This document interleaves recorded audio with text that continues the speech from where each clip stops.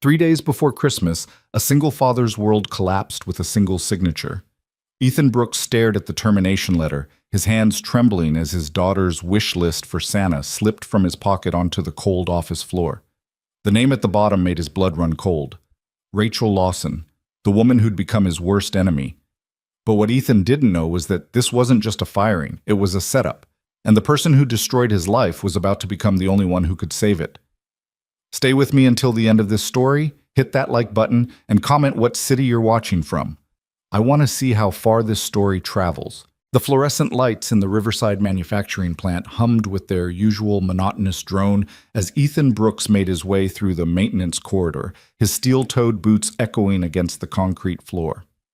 It was December 22nd, and the factory had that peculiar energy that came right before the holiday shutdown. Workers moving faster, conversations louder, everyone eager to get home to their families. Ethan had worked here for 8 years. 8 years of early mornings and late nights, of grease-stained hands and aching muscles, of building a reputation as the guy who could fix anything.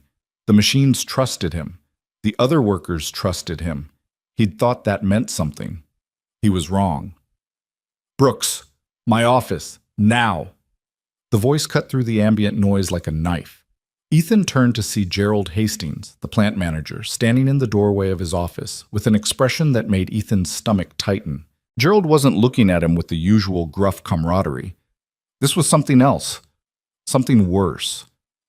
"What's going on?" Ethan asked as he approached, trying to keep his voice steady. Gerald didn't answer. He just gestured inside with a sharp jerk of his head. As Ethan entered, he saw 2 other people already seated. Mark Holloway, one of the production supervisors, and Rachel Lawson, the HR director. Rachel. Ethan's jaw clenched involuntarily. They had history, not the romantic kind, but the kind forged in conflict and mutual distrust.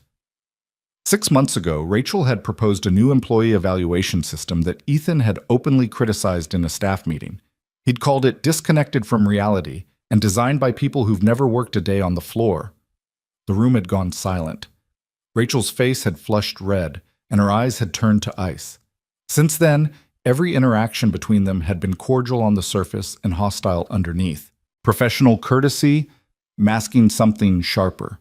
He'd heard through the grapevine that she'd called him insubordinate and a problem waiting to happen. Now she sat across from Gerald's desk, her posture perfect, her expression unreadable, a manila folder in her lap. "Have a seat, Ethan," Gerald said, his voice flat. Ethan remained standing. "I'd rather know what this is about first." "Sit. Down." Gerald's tone left no room for negotiation. Ethan sat, his heart beginning to hammer in his chest.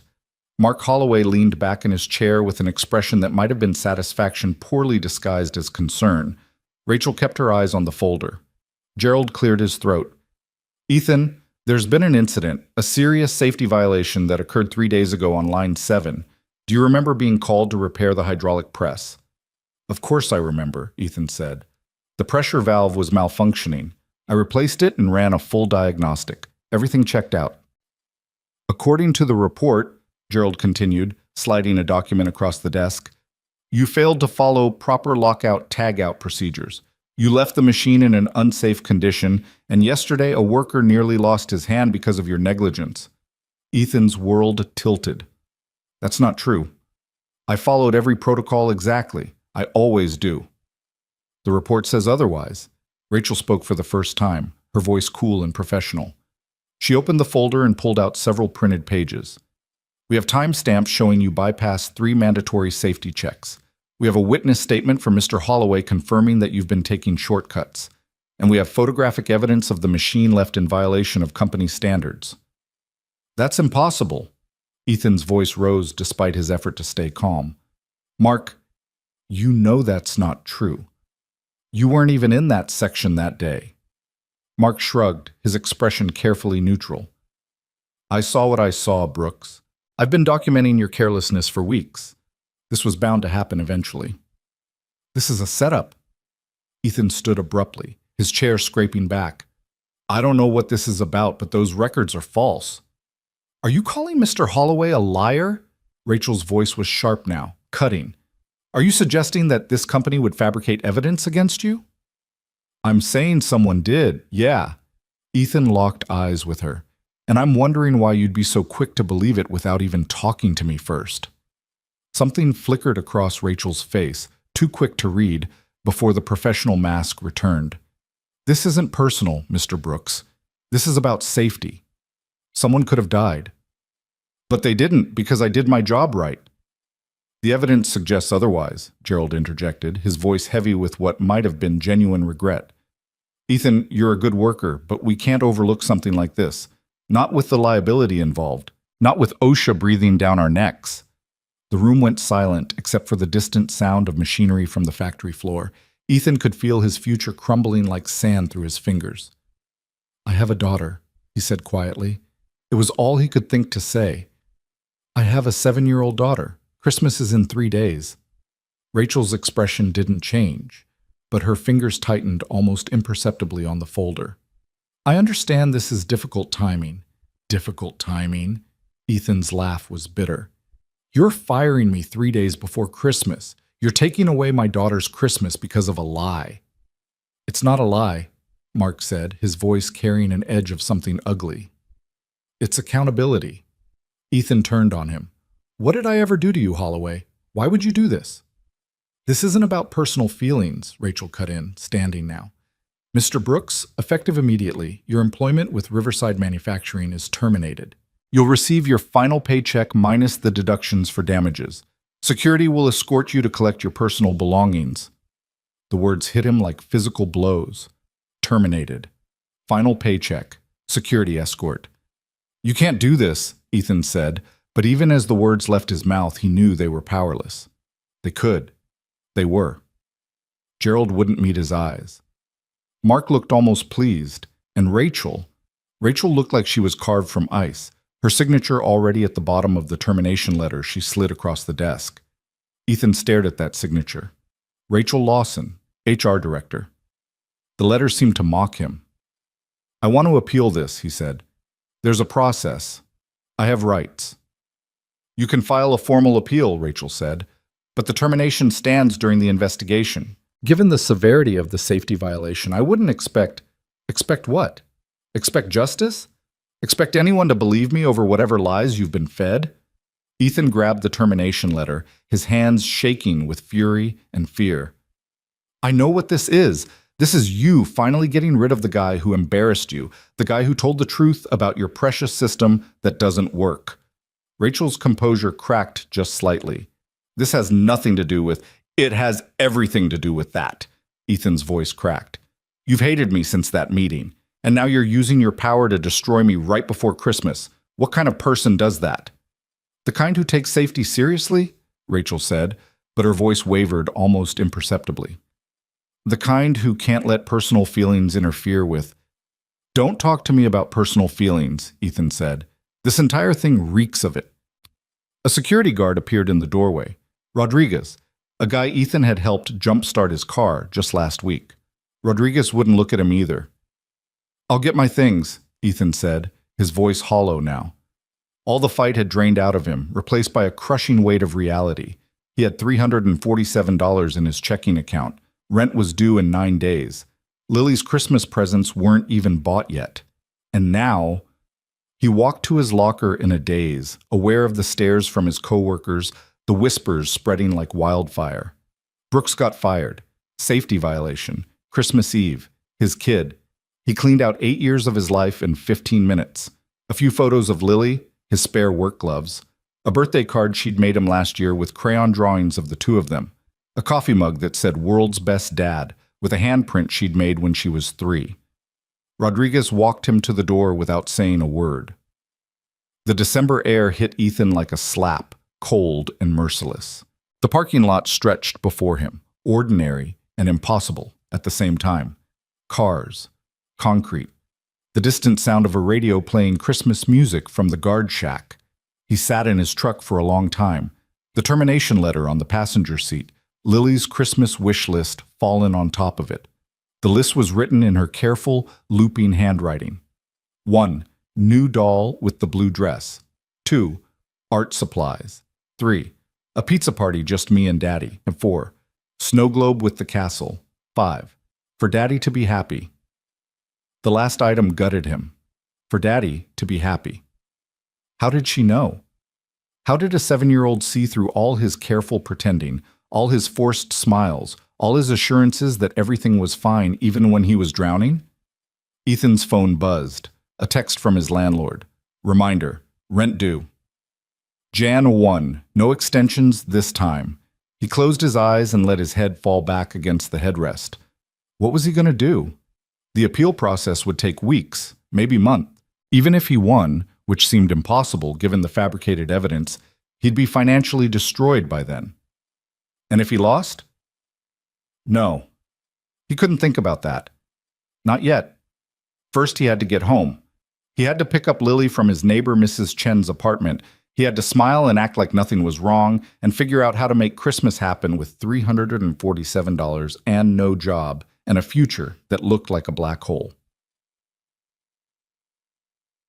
The apartment was warm when they entered, the radiator clanking its familiar rhythm. Lily dropped her backpack by the door and immediately began chattering about her day at school. Something about a Christmas play rehearsal and how Tommy Peterson forgot his lines and everyone laughed. Ethan made the appropriate responses, his mouth forming words while his mind spun in circles. The kitchen was modest, a small table with 2 mismatched chairs, a refrigerator covered in Lily's drawings, a counter with a coffee maker, and a jar of peanut butter and not much else. He'd meant to go grocery shopping this week. Now every dollar had to be counted. Daddy, can we go see the Christmas market downtown? Lily asked, her eyes bright with hope. Everyone at school went. Sarah said they have lights everywhere and hot chocolate and you can write letters to Santa there. Ethan's heart clenched. The Christmas market was free to enter, but everything there cost money. Hot chocolate, roasted nuts, little toys and trinkets. He'd been planning to take her this weekend before everything fell apart. Sure, sweetheart, he heard himself say. Let's go tonight. Really? Lily's face lit up like he'd promised her the moon. Can we get hot chocolate? We'll see, Ethan said, which was his standard response when he meant probably not, but didn't want to disappoint her right away. But as he watched her run to her room to find her favorite hat, a purple knit thing with cat ears that she loved, he made a decision. They would get hot chocolate. They would walk through the market. He would give her this one evening of normal, of magic, of being 7 years old at Christmas time before the world came crashing down.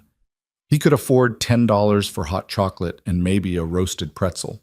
He could afford one more night of being the dad who made things okay. Tomorrow, he'd start job hunting. Tomorrow, he'd figure out how to survive. Tonight, he'd give his daughter Christmas. The downtown market was everything Lily had promised and more. Strings of white lights crisscrossed the pedestrian square, creating a canopy of stars. Wooden booths lined the walkways, selling everything from handmade ornaments to mulled wine.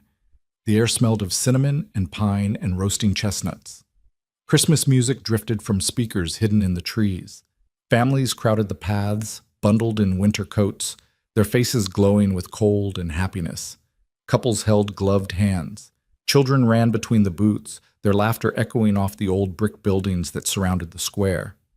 Ethan felt like an imposter among them. They had futures. They had security. They weren't fired. They weren't drowning. But Lily was incandescent with joy. She held his hand tightly as they walked, pointing at every decoration, every light display, every booth with the breathless wonder that only children possess. For this moment, in her world, everything was perfect.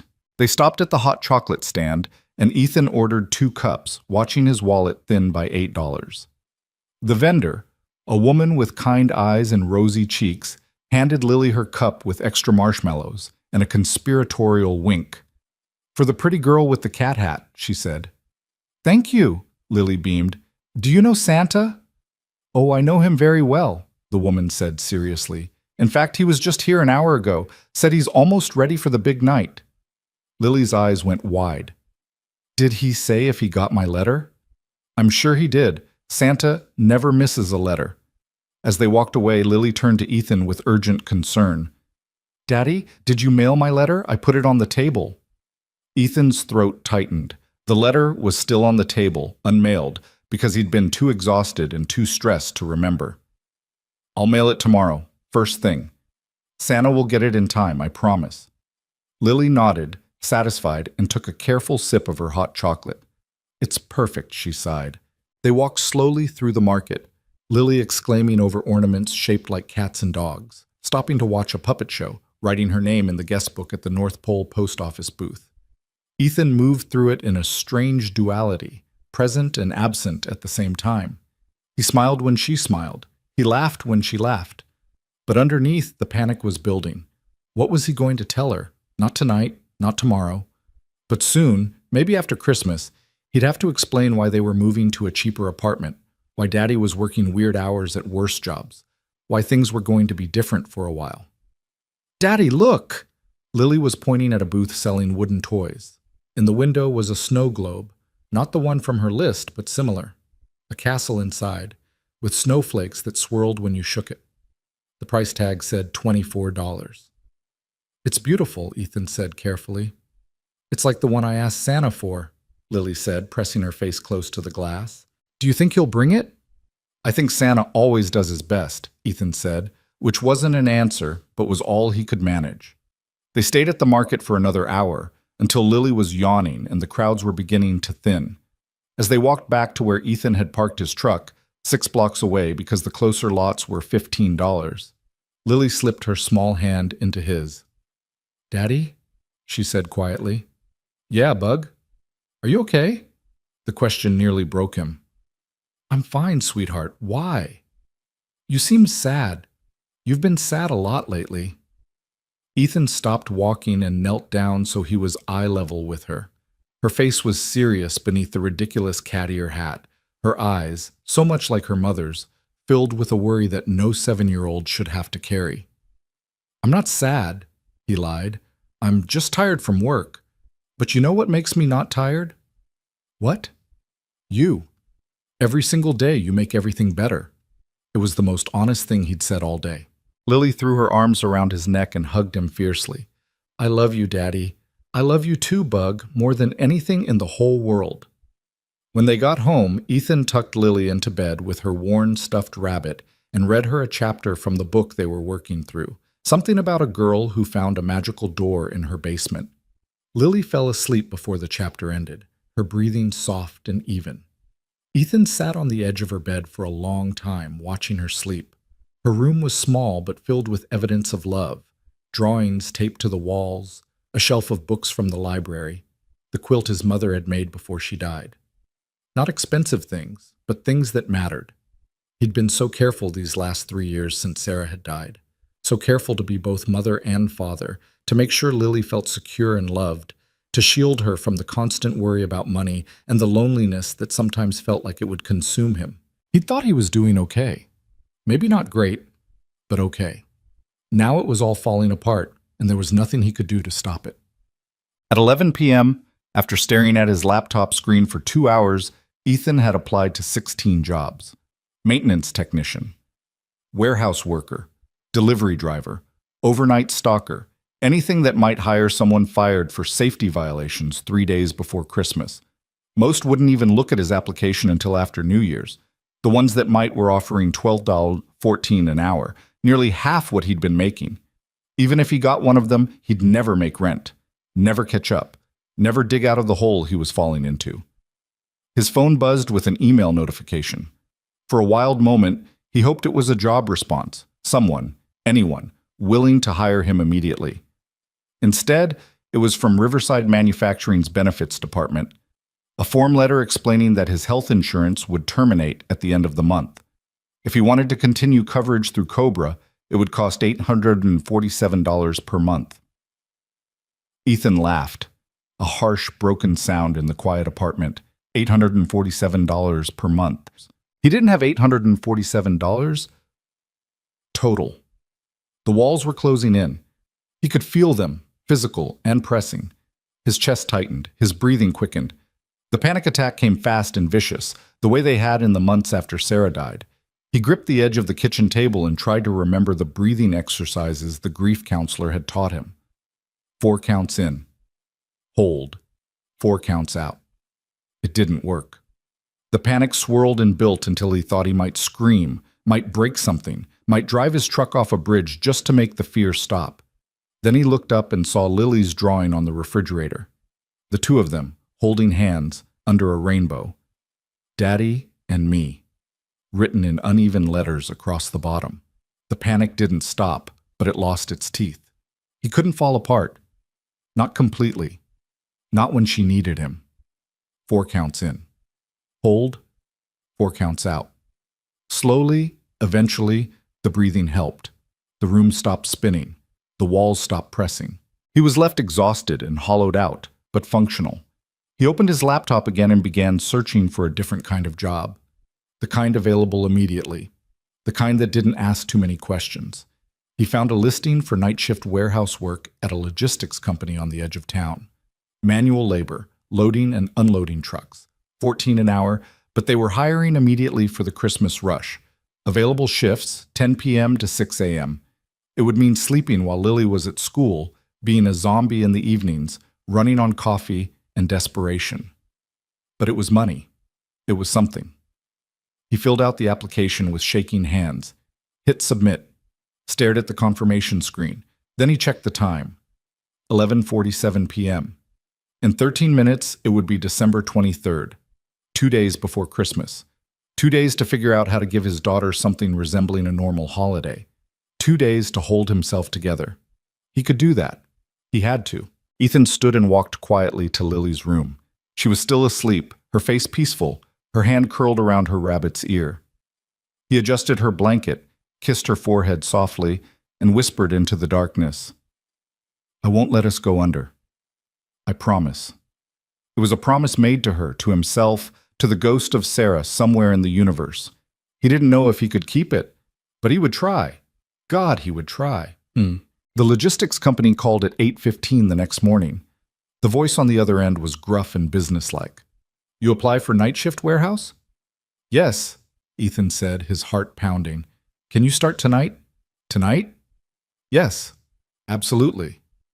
10 p.m. Bring ID and wear closed-toe shoes. We'll do paperwork when you get here. The call ended before Ethan could even say thank you. He stared at his phone in disbelief. A job. Not a good job. Not even a decent job. But a job. Money. A lifeline. He wanted to feel relieved. Instead, he felt numb. This was what rock bottom looked like. Being grateful for night shift warehouse work at $14 an hour 3 days before Christmas. But he pushed the thought away. There was no room for self-pity, only forward motion. He made Lily breakfast, scrambled eggs and toast, the last of the bread. She ate happily, chattering about the final day of school before winter break, about the party they were having in her classroom, about how her teacher said they could bring one small gift to exchange. "Can I bring one of my old coloring books?" Lily asked. "The one with princesses? I already colored all the pictures, but Sarah M. doesn't have any coloring books, and she's my friend." Ethan's heart squeezed. His daughter wanted to give away one of her few possessions to a friend who had less. "That's really kind of you, Bug. Yeah, you can bring it." "Thanks, Daddy." She finished her eggs and hopped down from her chair. "Are you working today?" "Not today," Ethan said. "But I'll be working tonight, late." "How late?" "Really late. So Mrs. Chen will check on you if you need anything, okay? But I'll be home when you wake up for Christmas Eve." Lily nodded, accepting this the way she accepted everything, with trust that Daddy knew what he was doing and things would be okay. If only that were true. After dropping Lily at school, Ethan drove to 3 pawn shops. He'd gathered everything in his apartment that had any value. An old guitar he never played anymore, his wedding ring, Sarah's jewelry box with the few pieces she'd owned, a watch his father had given him for his high school graduation. The first pawn shop offered him $150 for everything. The second offered $180. The third, a cramped place that smelled like cigarettes and desperation, offered $215. Ethan took it. Watched the pawnbroker tag his wedding ring and write him a receipt, felt like he was betraying Sarah's memory with every item he handed over. But he had $562 now. Enough for rent if he could scrape together another $40 somehow. Enough for a Christmas that wasn't completely barren. Enough to buy a few more days. He stopped at a discount store on the way home, walked the aisles like a ghost. Found a snow globe with a castle for $17.99, cheaper than the one at the market, but close enough. Found a small art supply kit for $12. A doll with a blue dress that wasn't the one from Lily's list but might pass. $24 on clearance. At the register, the total came to $61.43. Ethan paid with cash and tried not to think about how little was left.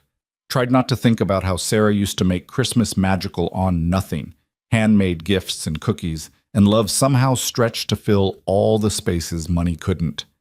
He missed her so much in that moment it was physical pain. The gifts were pathetic compared to what other kids would get. But they were something. They were Christmas. They would have to be enough. That night, Ethan reported to the warehouse at 9:50 p.m. The building was massive and cold, the kind of place where human beings were interchangeable parts in a machine designed to move products from point A to point B as efficiently as possible. The supervisor, a tired-looking man named Jenkins, barely glanced at Ethan's ID before shoving a clipboard at him. "Sign here, here, and here. You're on loading dock B. Don't take breaks longer than 10 minutes. Don't damage merchandise. Don't get hurt. Questions?" "No, sir." "Good. Get to work." The work was brutal. 8 solid hours of hauling boxes, loading trucks, sorting packages in the freezing dock bay. Ethan's body hadn't done this kind of labor in years. His maintenance work at the factory had been skilled, problem-solving, machine repair, technical diagnostics. This was just muscle and endurance and willpower. His back screamed, his shoulders burned, his hands went numb from the cold. Around him, other workers moved like zombies. No conversation, no camaraderie, just silent human machinery processing an endless stream of boxes. During his 3 a.m. break, Ethan sat on a loading dock with a cup of bad coffee and stared at his phone. He'd gotten one email response to his job applications. "Thank you for your interest. Unfortunately, we've decided to pursue other candidates." He deleted it without feeling anything. Someone sat down next to him, a younger guy, maybe mid-20s, with exhausted eyes. "First night? That obvious?" Ethan asked. "You're not dead inside yet. Give it time." The guy smiled without humor. "I'm Marcus." "Ethan? What's your story? Nobody takes night shift warehouse unless they're desperate." Ethan thought about lying, about maintaining some dignity, but what was the point? "Got fired. Single dad. Need money." Marcus nodded like this was the most normal thing in the world. "Got a kid too. 2, actually. Mom left. Couldn't handle it." He took a sip of coffee. "This job sucks, but it's money. That's all that matters, right?" "Right," Ethan agreed. They sat in silence for a while, 2 fathers working through the night while their children slept, doing what needed to be done because there wasn't another option. "Hey," Marcus said eventually. "Merry almost Christmas." "Yeah," Ethan said. "Merry almost Christmas." When his shift ended at 6 a.m., Ethan drove home through the dark streets as the city was just beginning to wake up. The Christmas lights that had seemed magical 2 nights ago now looked cheap and hollow. The decorated houses felt like mockery. Look at what you don't have. Look at what you can't give your daughter. Look at how you failed. He parked outside his apartment building and sat in his truck, too exhausted to move. His phone buzzed. "Mrs. Chen. Lily woke up. I gave her breakfast. She's asking for you." Ethan dragged himself upstairs. His body felt like it was made of lead. Every muscle ached. His hands were covered in small cuts from handling boxes. He smelled like sweat and cardboard and failure. But when he opened the door and Lily came running to hug him, her face bright with morning energy, he found one more reserve of strength to smile at her. "Daddy, you're home. It's Christmas Eve." "I know, Bug." He lifted her up even though his back protested. "What should we do today? Can we make cookies like Mommy used to?" The request was a knife to his heart. "Yeah, we can make cookies." They spent the morning in the tiny kitchen, Lily standing on a chair to help mix ingredients, getting flour everywhere, laughing when the first batch came out burnt. Ethan moved through it on autopilot, his body present, while his mind drifted in and out of consciousness. At one point, Lily tugged his sleeve. "Daddy, are you sure you're okay?" "Just tired from work, sweetheart." "Does your new job make you this tired?" "It's temporary," Ethan lied. "Just helping out for the holidays." Lily nodded, but her eyes were worried. Those eyes that saw too much. That knew something was wrong even if she couldn't name it. By noon, Ethan couldn't stay awake any longer. He set Lily up with her art supplies and a Christmas movie, asked Mrs. Chen to check in, and collapsed into bed with his alarm set for 8 p.m. He dreamed of the factory, of Rachel Lawson's cold eyes and Mark Holloway's satisfied smile, of his wedding ring behind glass in a pawn shop, of being buried under an avalanche of boxes, suffocating, unable to breathe, while somewhere far away Lily called for him and he couldn't reach her. He woke up gasping, his shirt soaked with sweat, his alarm blaring. 8 p.m. Time to go back to the warehouse. Time to do it all over again. This was his life now. This was Christmas. What Ethan didn't know, couldn't know, was that at that exact moment, 43 blocks away, Rachel Lawson was sitting in her car outside the warehouse where he worked, her hands gripped tight on the steering wheel, watching the entrance. She'd followed him. She didn't know why. Guilt? Conscience? Morbid curiosity about what happened to the lives she helped destroy? She watched him get out of his truck, moving slow like a man 3 times his age, watched him limp slightly as he walked toward the building, watched him disappear inside to work through another night. Rachel's hands were shaking. The file was in her passenger seat. Ethan Brooks' termination paperwork. She'd looked at it 3 times today. The report that got him fired. The timestamps, the witness statement, the photos. She'd looked at it because something was bothering her, something small and persistent, like a splinter under the skin. The formatting was slightly off. The timestamps were oddly specific. Mark Holloway's witness statement read like it had been written by someone with legal training, not a floor supervisor. Small things. Probably nothing. But Rachel hadn't gotten to her position by ignoring details. And the more she looked, the more the details bothered her. She pulled out her phone and texted her assistant. I need the original incident report for the Line 7 safety violation, not the final, the initial one filed the day of. The response came back quickly. I'll have it to you first thing after Christmas. Rachel put her phone away and started her car. She sat there for another moment, watching the warehouse, thinking about the man inside working through the night just to survive, the man whose life she'd helped end with a single signature. She drove away telling herself this was just due diligence, just double-checking, just making sure the system worked the way it was supposed to. But deep down, in a place she didn't want to examine too closely, Rachel was beginning to suspect that something was very, very wrong. And if she was right, she didn't know what scared her more, that she'd destroyed an innocent man's life, or that she'd have to choose between her career and doing the right thing. Christmas Eve stretched before them both, full of secrets and consequences neither of them could see yet. But somewhere in the darkness, the truth was waiting, and it wouldn't stay hidden much longer. Rachel's apartment was silent except for the hum of the refrigerator and the occasional creak of pipes in the walls.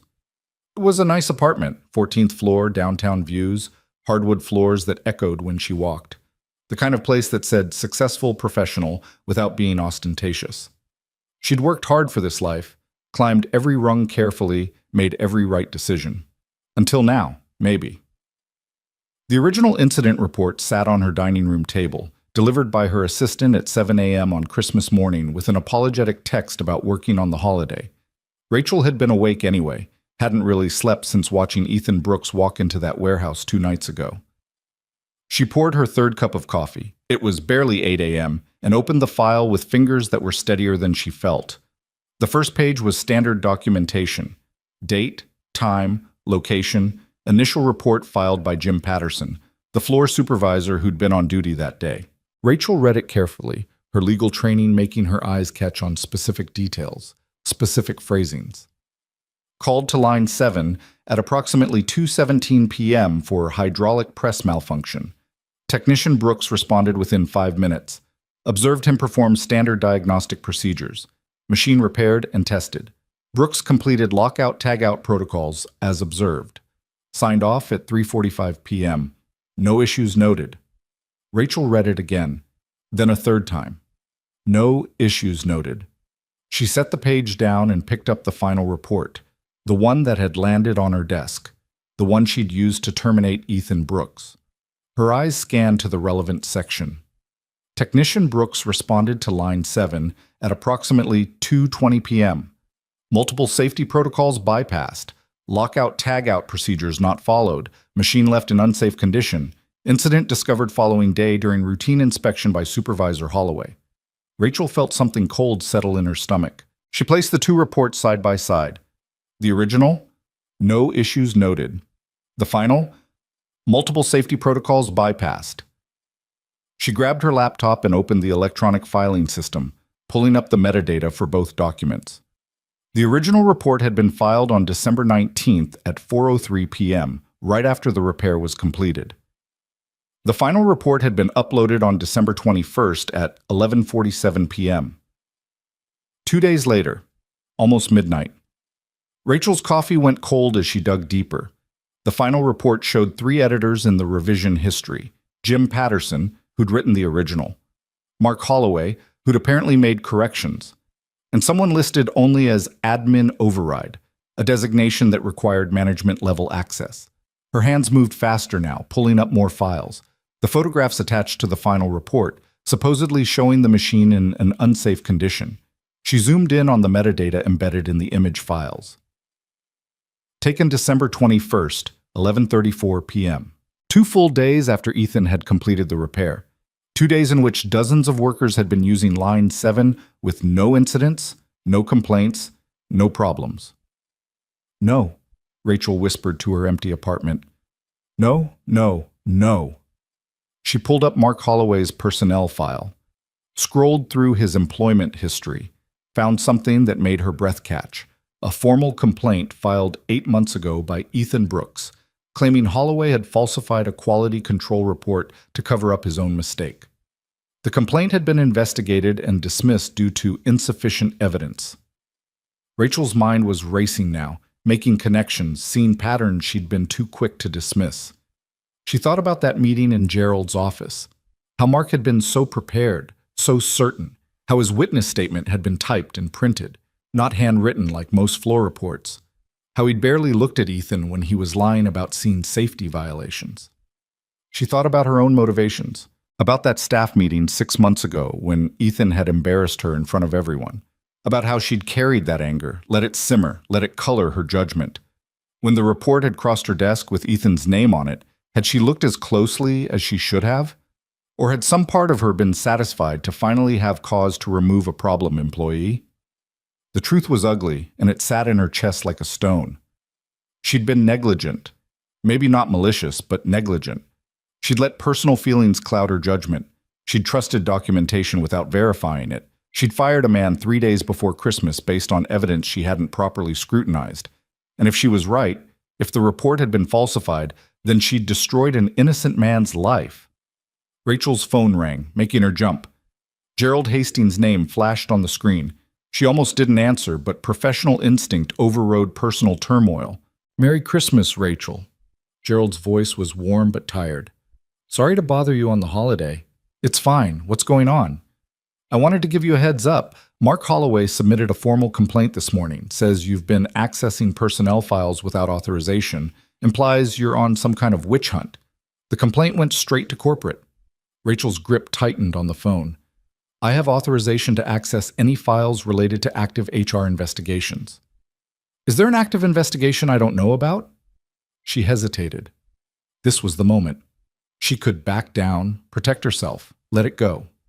Or she could step off the cliff and hope there was ground somewhere below. "I'm reviewing the Brooks termination," she said. "There are inconsistencies in the documentation."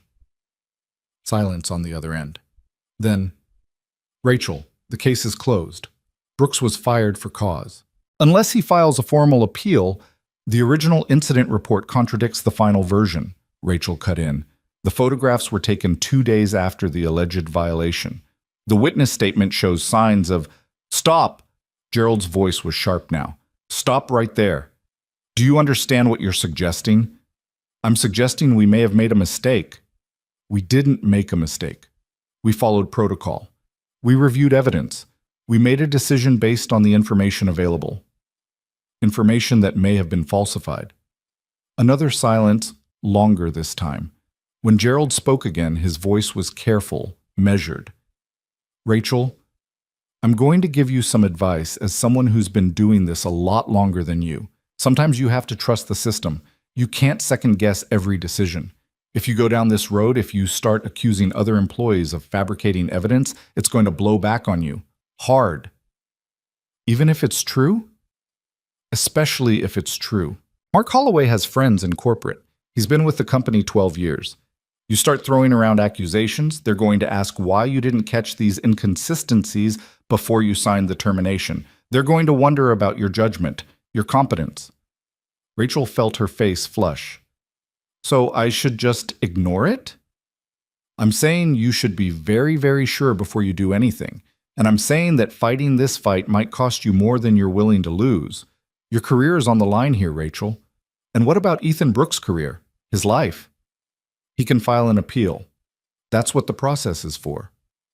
With what money, Gerald? With what time? He has a kid.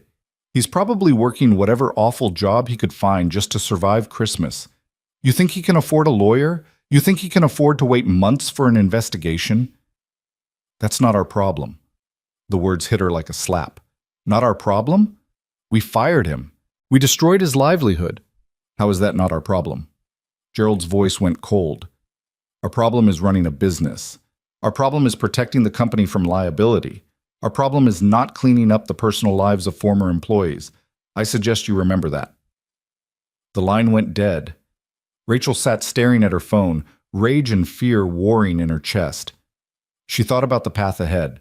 Keep digging, prove the report was falsified, potentially destroy her career and reputation in the process. Or walk away, protect herself, let Ethan Brooks drown in the consequences of someone else's malice and her own negligence. The choice should have been obvious. Self-preservation. Career protection. It's what any rational person would do. But Rachel kept seeing Ethan's face in that meeting. The shock, the desperation, the way he'd said, "I have a daughter," like it was the only argument that mattered. The way he'd looked at her signature on his termination letter like she'd personally betrayed him. Maybe she had. Her phone buzzed with a text from her sister. "Mom's asking when you're coming over. We're doing presents at noon." Rachel looked at her dining room table, covered in files and reports, at her laptop screen full of metadata and timestamps, at the evidence of wrongdoing that she couldn't unsee now. She typed back, "I'll be there. Might be a little late." Then she opened a new document on her laptop and began typing. Not a formal report, not an official investigation, just notes, observations. A timeline of inconsistencies. Evidence that might matter if she decided to push this further, if she decided to risk everything. The morning stretched on. Rachel worked through Christmas brunch, through the time she should have been showering and getting ready, through the guilt of making her family wait. She built a case the way she'd been trained, methodically, carefully, documenting every discrepancy. By 11 a.m., she had 23 pages of notes. 23 pages that proved, at least to her legal eye, that Mark Holloway had falsified an incident report and destroyed a man's career out of personal vendetta. 23 pages that would make her a target if she used them. Rachel saved the document, encrypted it, backed it up to 3 different locations. Then she finally showered and dressed and drove to her mother's house, arriving an hour and a half late to Christmas celebration with her family. Her sister pulled her aside in the kitchen while everyone else was in the living room opening presents. "Are you okay? You look awful." "Work stuff," Rachel said. "On Christmas?" "It's complicated." Her sister studied her face. "Is this about that guy? The one you fired?" Rachel's head snapped up. "How do you know about that?" "You've been different this week. Distracted. Guilty looking." Her sister leaned against the counter. "I know you, Rachel. I know when something's eating at you. Did you fire someone right before Christmas?" "I had to. He violated safety protocols. Someone could have been hurt." But I think maybe he didn't. I think maybe someone framed him, and I think I didn't look hard enough because I didn't like him. Because he'd embarrassed me, and part of me wanted him gone." Her sister was quiet for a long moment. "So what are you going to do?" "I don't know. If I pursue this, I could lose my job, my reputation, everything I've worked for. And if you don't? Then an innocent man stays destroyed and I have to live with knowing I let it happen." Her sister reached out and squeezed her hand. "You already know what you're going to do. You just don't want to admit it yet." Rachel looked at her. Her younger sister, who'd always been braver, more reckless, more willing to fight for what was right, regardless of cost. "How do you always know?" "Because you're a good person pretending to be a corporate robot. But the good person always wins eventually. It's annoying, actually. Makes the rest of us look bad. Despite everything, Rachel smiled. I might need a lawyer if this goes badly. I know a guy. He's expensive, but he's good. Her sister squeezed her hand again. But honestly, I don't think you're going to need him. I think you're going to fix this. Rachel wished she had that confidence. They rejoined the family. Rachel opened presents mechanically, a scarf from her mother, a book from her nephew, gift cards and wine, and things that felt meaningless compared to the weight sitting on her shoulders. She smiled and thanked everyone and pretended she was present when her mind was 43 blocks away in a warehouse where Ethan Brooks was probably working through another night shift. At 3 p.m., her phone buzzed. An email from corporate. Her heart stopped until she opened it and realized it was just the automated holiday message, wishing all employees a Merry Christmas and reminding them the office would be closed through New Year's Day. The office would be closed, which meant she had a week before she had to make any official moves, a week to gather more evidence, a week to decide if she was really going to do this. She left her mother's house at 6 p.m., claimed exhaustion, deflected concerns about her health and her love life and her career, drove home through streets full of Christmas lights and happy families, feeling more alone than she'd felt in years. At home, she opened her laptop again, read through her notes, added more observations. Then, before she could second-guess herself, she composed an email to Jim Patterson, the floor supervisor who'd written the original incident report. Jim, I'm reviewing some documentation and had a few questions about the Line 7 incident from December 19th. Would you be available to speak with me after the holiday? It's important. She hit send before fear could stop her. Then she pulled up the warehouse where Ethan worked. Their website showed they were open 24/7, even on Christmas. She looked at the clock, 6:47 p.m. If Ethan was working the same shift as before, he'd be there now. Rachel grabbed her keys.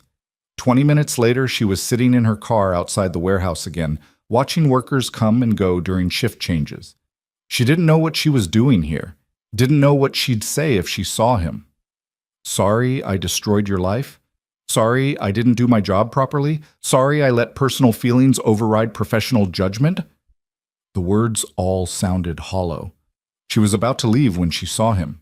Ethan Brooks, walking toward the entrance with that same tired limp, wearing a jacket too thin for the winter cold, carrying a lunchbox that probably held whatever cheap food he could afford now.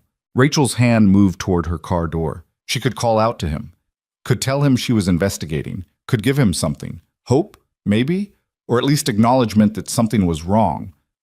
But what if she was wrong? What if she dug deeper and found out the evidence was legitimate somehow? What if she gave him false hope and then had to crush it again? Her hand fell back to her lap. Ethan disappeared inside the building. Rachel sat in her car for another 20 minutes, watching the entrance, wrestling with herself. Finally, she started the engine and drove home, feeling like a coward, but not knowing what else to be. That night, she couldn't sleep. She kept thinking about her conversation with Gerald, about how he'd said that sometimes you have to trust the system, about how fighting this could cost her everything. But what was everything worth if she'd become the kind of person who knowingly let injustice stand because fixing it was inconvenient? At 2 a.m., she gave up on sleep and went back to her dining room table, opened her laptop, started writing a new document, this one formal, official, structured like the legal brief it would need to be. Request for internal investigation into potential documentation fraud. Related to employee termination. Ethan Brooks, case number 2024-1991. Her fingers moved across the keyboard, building the case point by point, citation by citation, evidence by evidence. It was what she was good at, taking complicated information and making it clear, making it undeniable, making it impossible to ignore. By dawn on December 26th, she had a 37-page document outlining every inconsistency, every timeline discrepancy, every piece of evidence that suggested Mark Holloway had fabricated the incident report. It was thorough. It was meticulous. It was damning. It was also career suicide if she was wrong. Rachel saved the document and closed her laptop. Her hands were shaking from too much coffee and too little sleep. She thought about what her sister had said, that she already knew what she was going to do. Maybe that was true. Maybe the moment she'd driven to that warehouse, the moment she'd pulled those files, the moment she'd allowed herself to question the documentation, she'd already made her choice. She just had to find the courage to follow through. Her phone buzzed. Jim Patterson responding to her email. Happy to talk. Something about that whole situation bothered me, but I figured it wasn't my place. Give me a call. Rachel's heart started pounding. She looked at the clock. 7:13 a.m. Too early to call, but she dialed anyway. Jim picked up on the second ring. Rachel, that you? Jim, thanks for responding. I know it's early. It's fine. Been up since 5. Old habits. He paused. What's this about? The Brooks incident. I'm reviewing the documentation and I noticed the final report is significantly different from your initial filing. Silence. Then, yeah, I noticed that too. Can you tell me what happened? I can tell you what I know, which isn't much. I filed my report same day, like always. Said Brooks did everything right, no issues. Next day, Holloway comes to me and says, I must have missed something. Says corporate needs a revised report. I told him I didn't miss anything, but he said it wasn't optional. Rachel's pulse quickened. Did you revise the report? I tried to push back, but Holloway went over my head. Next thing I know, there's a new version in the system with my name on it, except I didn't write half of it. I thought about saying something, but he trailed off. But what? But I got 3 years until retirement and a pension to protect. And Holloway made it clear that questioning this would be bad for my health, professionally speaking. Jim's voice was heavy with regret. I know that makes me a coward, but I got a wife with medical bills and grandkids depending on me. I couldn't afford to be a hero. I understand, Rachel said, and she did. That's what made systems like this work. Good people making rational choices to protect themselves, until suddenly there was no one left willing to fight.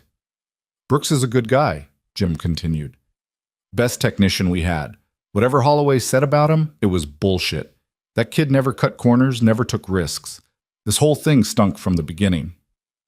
Would you be willing to make a formal statement to that effect? Another long pause. If it comes to that, if you're really going to push this, then yeah, I'll tell the truth. But Rachel, you need to know what you're walking into. Holloway's got protection. He's tight with some people in corporate, and they're not going to like having this reopened. I know. Your career could end over this. I know that too. Then why are you doing it? Rachel thought about Ethan Brooks limping into a warehouse on Christmas night, about his daughter who probably didn't understand why her father suddenly looked so broken, about the signature at the bottom of a termination letter, her signature, that had changed their lives. Because it's the right thing to do, she said simply. Jim laughed softly. Yeah, okay. Good luck, Rachel. And for what it's worth, I'm sorry I didn't have your guts when it mattered. You're helping now. That's what matters.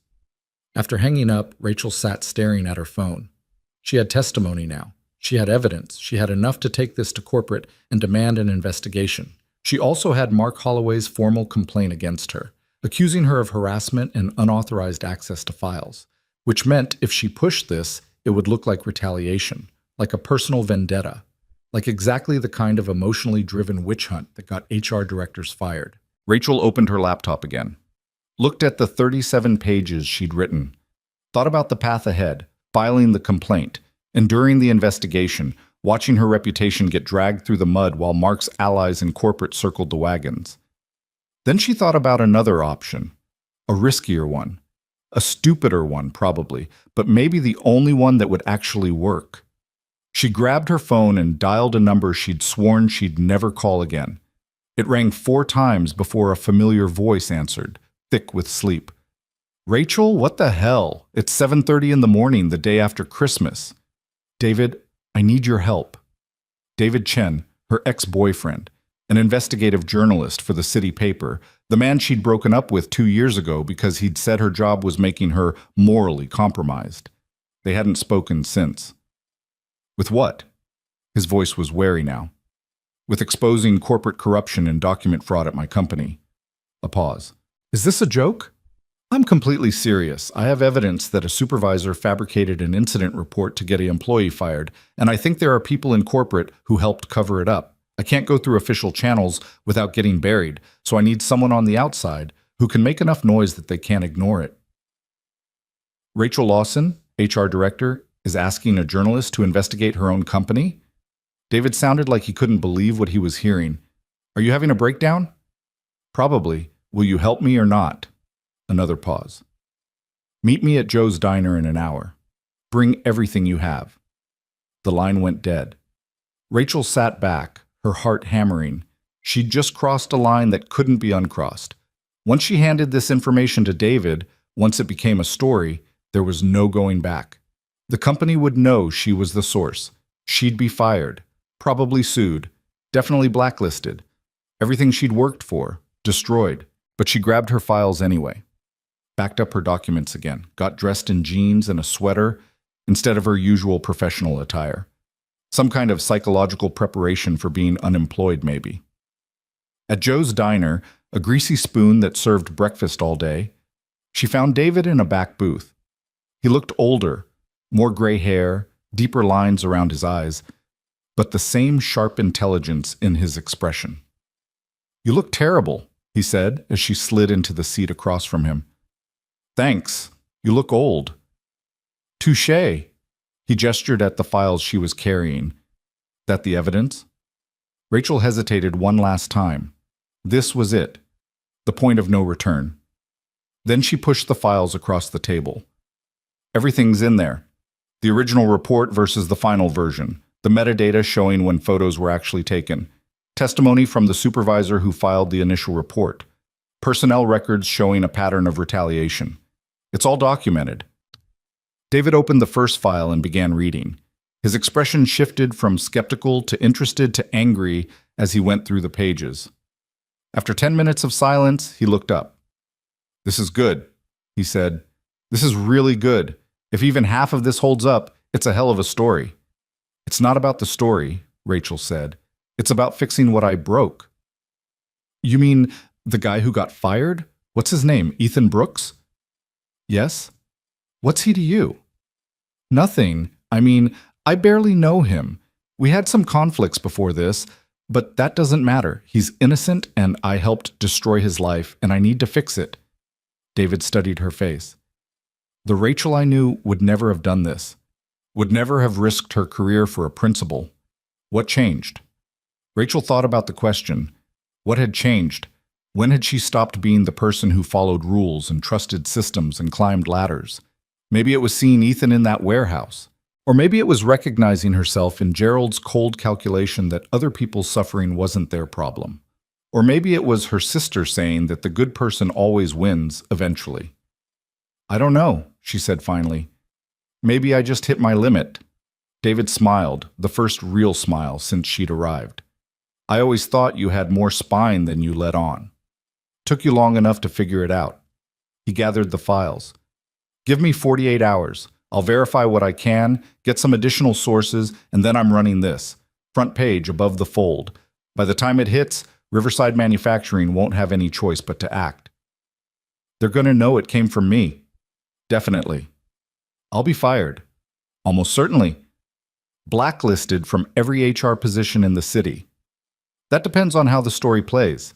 If you come off as a whistleblower who exposed corruption, you might be fine. If you come off as a disgruntled employee with an axe to grind, then yeah, your career is toast." Rachel nodded, accepting this. "Do you need anything else from me?" "Interview with Brooks would be good, his side of the story, but I can track him down." "Don't ambush him. Please. He's been through enough." "I'll be gentle." David paused. "For what it's worth, Rachel, this is the right thing. Probably the stupid thing, career-wise, but the right thing. Everyone keeps saying that like it's supposed to be comforting." "Isn't it?" Rachel laughed humorlessly. "Ask me when I'm unemployed and blacklisted." She left the diner feeling strangely light, like she'd set down a weight she'd been carrying for so long she'd forgotten it was there. The fear was still present, screaming, actually, about consequences and career suicide and financial ruin. But underneath it was something else. Relief, maybe. Or purpose. Or just the simple satisfaction of finally doing something instead of agonizing over it. Her phone rang as she was getting into her car. Gerald Hastings again. She almost didn't answer, but old habits died hard. We need to talk, Gerald said without preamble. Mark Holloway has escalated his complaint. Corporate wants a meeting on the 30th to address allegations of harassment and unauthorized investigation. They're sending someone from legal. I see. Rachel, you need to drop this. Whatever you're doing, whatever you think you found, it's not worth it. Come to this meeting, apologize for overstepping, promise to leave the Brooks case alone, and we can all move forward. And if I don't, then they're going to tear you apart. They'll question every decision you've made, every file you've accessed, every email you've sent. They'll make you look incompetent at best, malicious at worst. Your career in HR will be over. Gerald, have you actually looked at the evidence? Have you reviewed the original incident report versus the final version? That's not the point. That's exactly the point. If the evidence was falsified, if an employee was wrongfully terminated, doesn't that matter more than protecting Mark Holloway's reputation? What matters is the company. Gerald's voice rose. What matters is not opening us up to lawsuits and bad press and internal chaos. What matters is maintaining order and trust in our systems. You're threatening all of that for one guy who doesn't even work here anymore.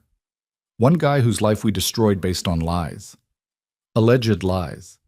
And even if you're right, which I'm not conceding, you have to weigh the cost. One man's career against the stability of the entire company. Against your career. Against the trust that hundreds of employees place in HR to be fair and consistent. You start admitting we made mistakes, that our systems can be gamed, and the whole thing falls apart. Rachel understood what he was really saying. Admitting the truth meant admitting the system had failed. It meant other employees questioning other decisions.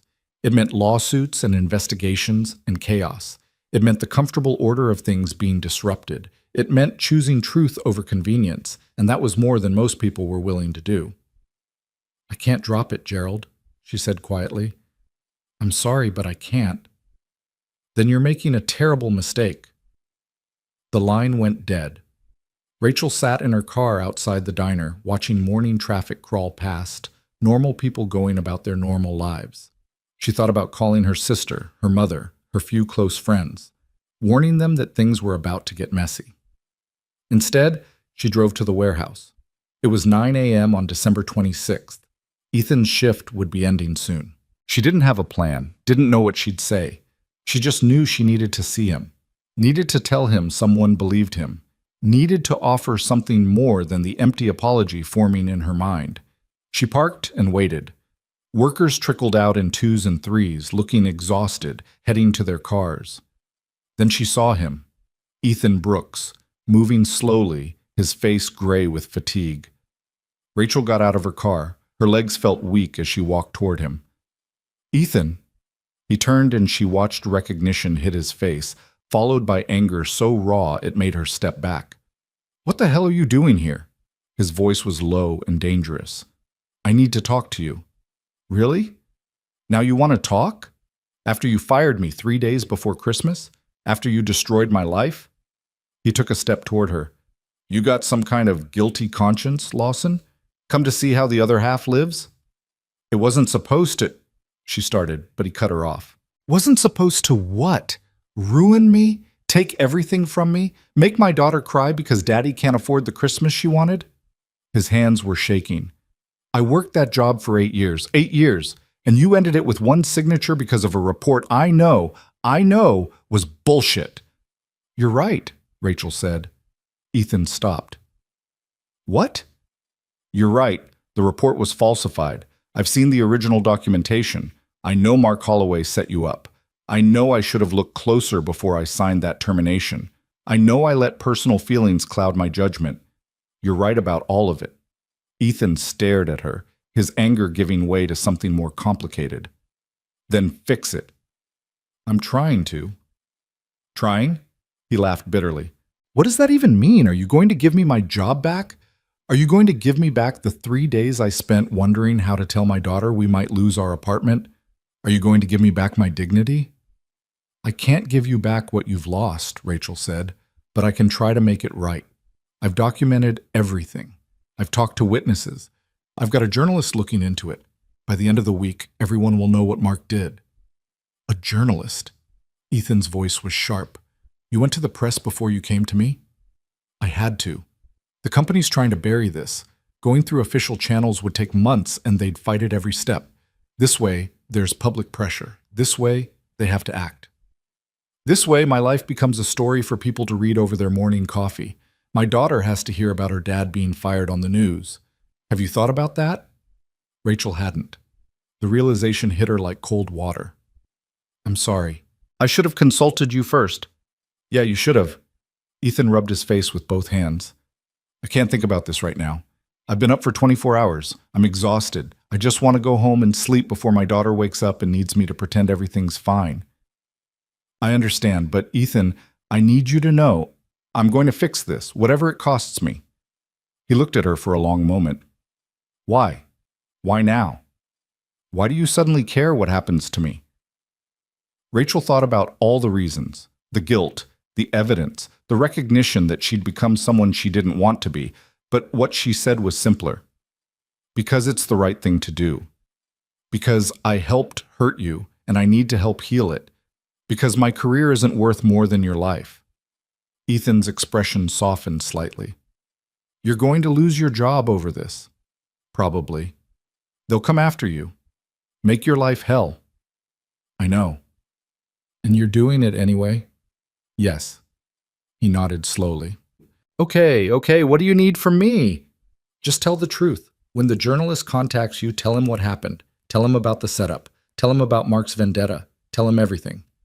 And then? And then we see what happens. Maybe it's enough. Maybe the company caves under the pressure and gives you your job back.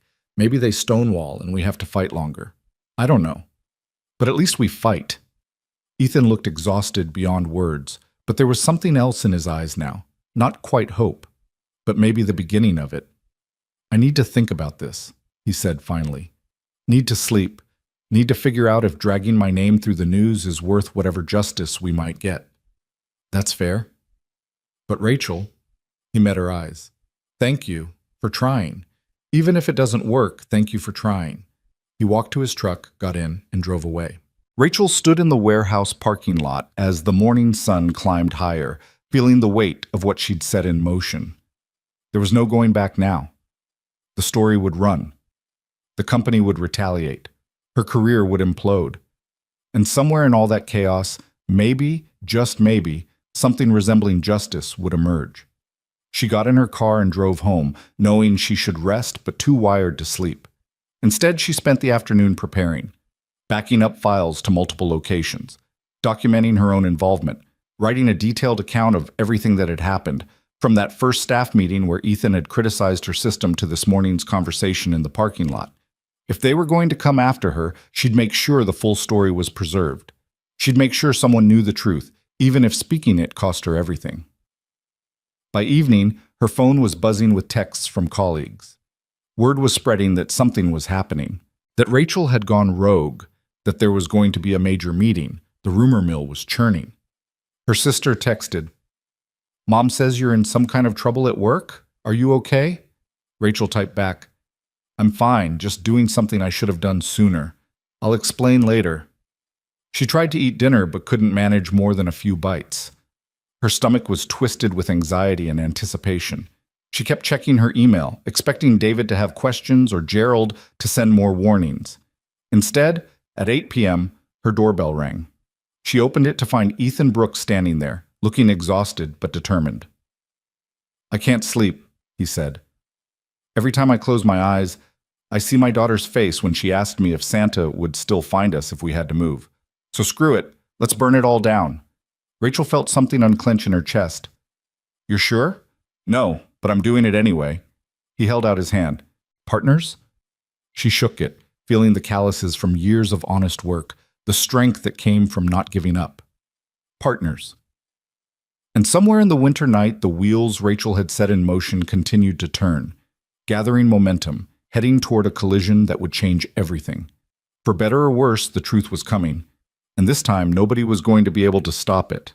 They sat at Rachel's dining room table until well past midnight, going through everything. Ethan recounted the events of December 19th in painful detail.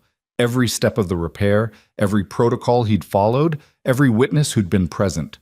Rachel took notes, asked questions, built a timeline that was airtight and damning. Mark was there that morning, Ethan said, his third cup of coffee growing cold in his hands. Before the malfunction. I remember because he made some comment about me thinking I was too good for production work. Said something like, "Must be nice being the golden boy who fixes things instead of making them." I didn't think much of it at the time. Mark's always been like that. "How long has he had it out for you?" Rachel asked. Ethan rubbed his eyes. "Since I filed that complaint 8 months ago. He'd falsified a quality report to hide the fact that he'd approved a batch of defective parts. I caught it during a routine maintenance check. If those parts had gone into production, we could have had a major recall. I reported it because it was the right thing to do, but the investigation went nowhere. Mark had friends. I didn't. And he's been retaliating ever since. Nothing I could prove. Just little things. Scheduling me for the worst shifts, forgetting to pass along important information, making comments in front of other workers about my attitude. Death by 1,000 cuts, you know." Ethan's voice was bitter. "I should have seen this coming, should have known he'd escalate eventually." Rachel looked at her notes, at the pattern of harassment that was becoming clearer the more they talked. "This is good. This establishes motive. David can use this." "David's the journalist?" "Yeah, he's good, tenacious. He won't let this go once he sinks his teeth in." Ethan was quiet for a moment. "What happens after the story runs? What's the endgame here?" "Public pressure forces the company to investigate properly. They find the evidence we found. Mark gets fired. You get reinstated with back pay and compensation. And you?" Rachel met his eyes. "I'd probably get fired too, for going to the press, for unauthorized investigation, for making the company look bad. Take your pick." "That's not fair." "No, it's not. But it's reality." She closed her laptop. "I'm not going to pretend this is some noble sacrifice. I screwed up. I let personal feelings cloud my judgment. I signed that termination letter without doing my due diligence. I have to own that." "You're also trying to fix it. That counts for something." "Does it? I keep wondering if I'm doing this for you or for me, to help you or to ease my own guilt." Ethan considered this. Maybe it's both. Maybe that's okay. They fell into silence, the apartment quiet except for the hum of the refrigerator and distant city sounds through the windows. Rachel realized it was the first real conversation they'd ever had. No professional barriers, no hostility, just two people trying to navigate an impossible situation. "Can I ask you something?" Ethan said finally. "That staff meeting, when I criticized your evaluation system, did you really hate me for that?" Rachel felt her face flush. "Hate is a strong word, but yeah, I was angry. You embarrassed me in front of the entire staff, made me look like I didn't know what I was doing. You didn't know what you were doing. That system was terrible." Despite everything, Rachel almost smiled. It wasn't that bad. It was exactly that bad. It tried to quantify things that can't be quantified. It rewarded people who were good at looking busy over people who actually got work done. It was designed by someone who'd never spent a day on a factory floor.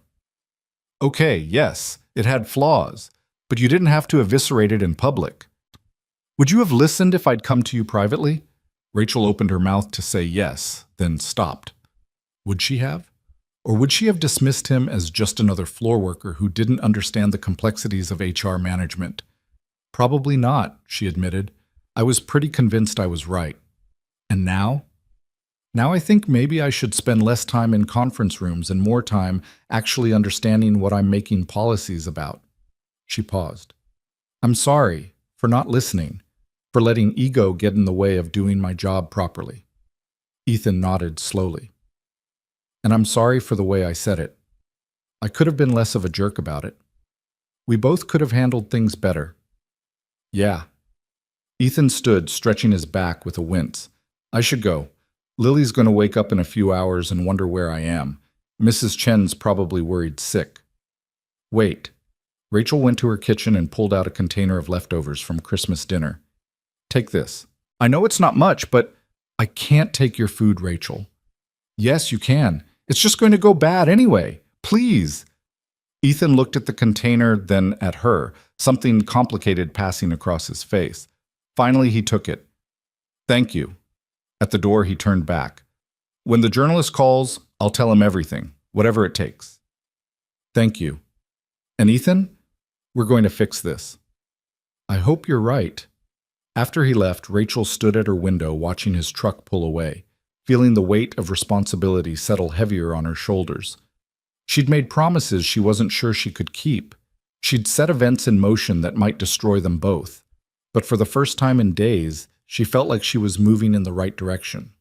Her phone buzzed. David. Got your guy's contact info. Planning to interview him tomorrow afternoon. Also found something interesting in public records. We should talk. Rachel called him immediately. What did you find?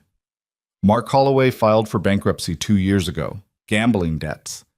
And guess who co-signed a loan to help him out of it? Who? Douglas Vance, VP of Operations at Riverside Manufacturing. They go way back, same fraternity in college, best men at each other's weddings, the whole 9 yards. Rachel's mind raced. Douglas Vance was 3 levels above Gerald in the corporate hierarchy. If he was protecting Mark, that explained why the original complaint had gone nowhere. It explained the resistance to reopening the case. That's the corruption angle, David continued. Not just one supervisor with a vendetta, a systemic problem where personal relationships trump accountability. This story gets bigger every time I dig. How much bigger? Could be huge if I can prove Vance knew about the falsified report.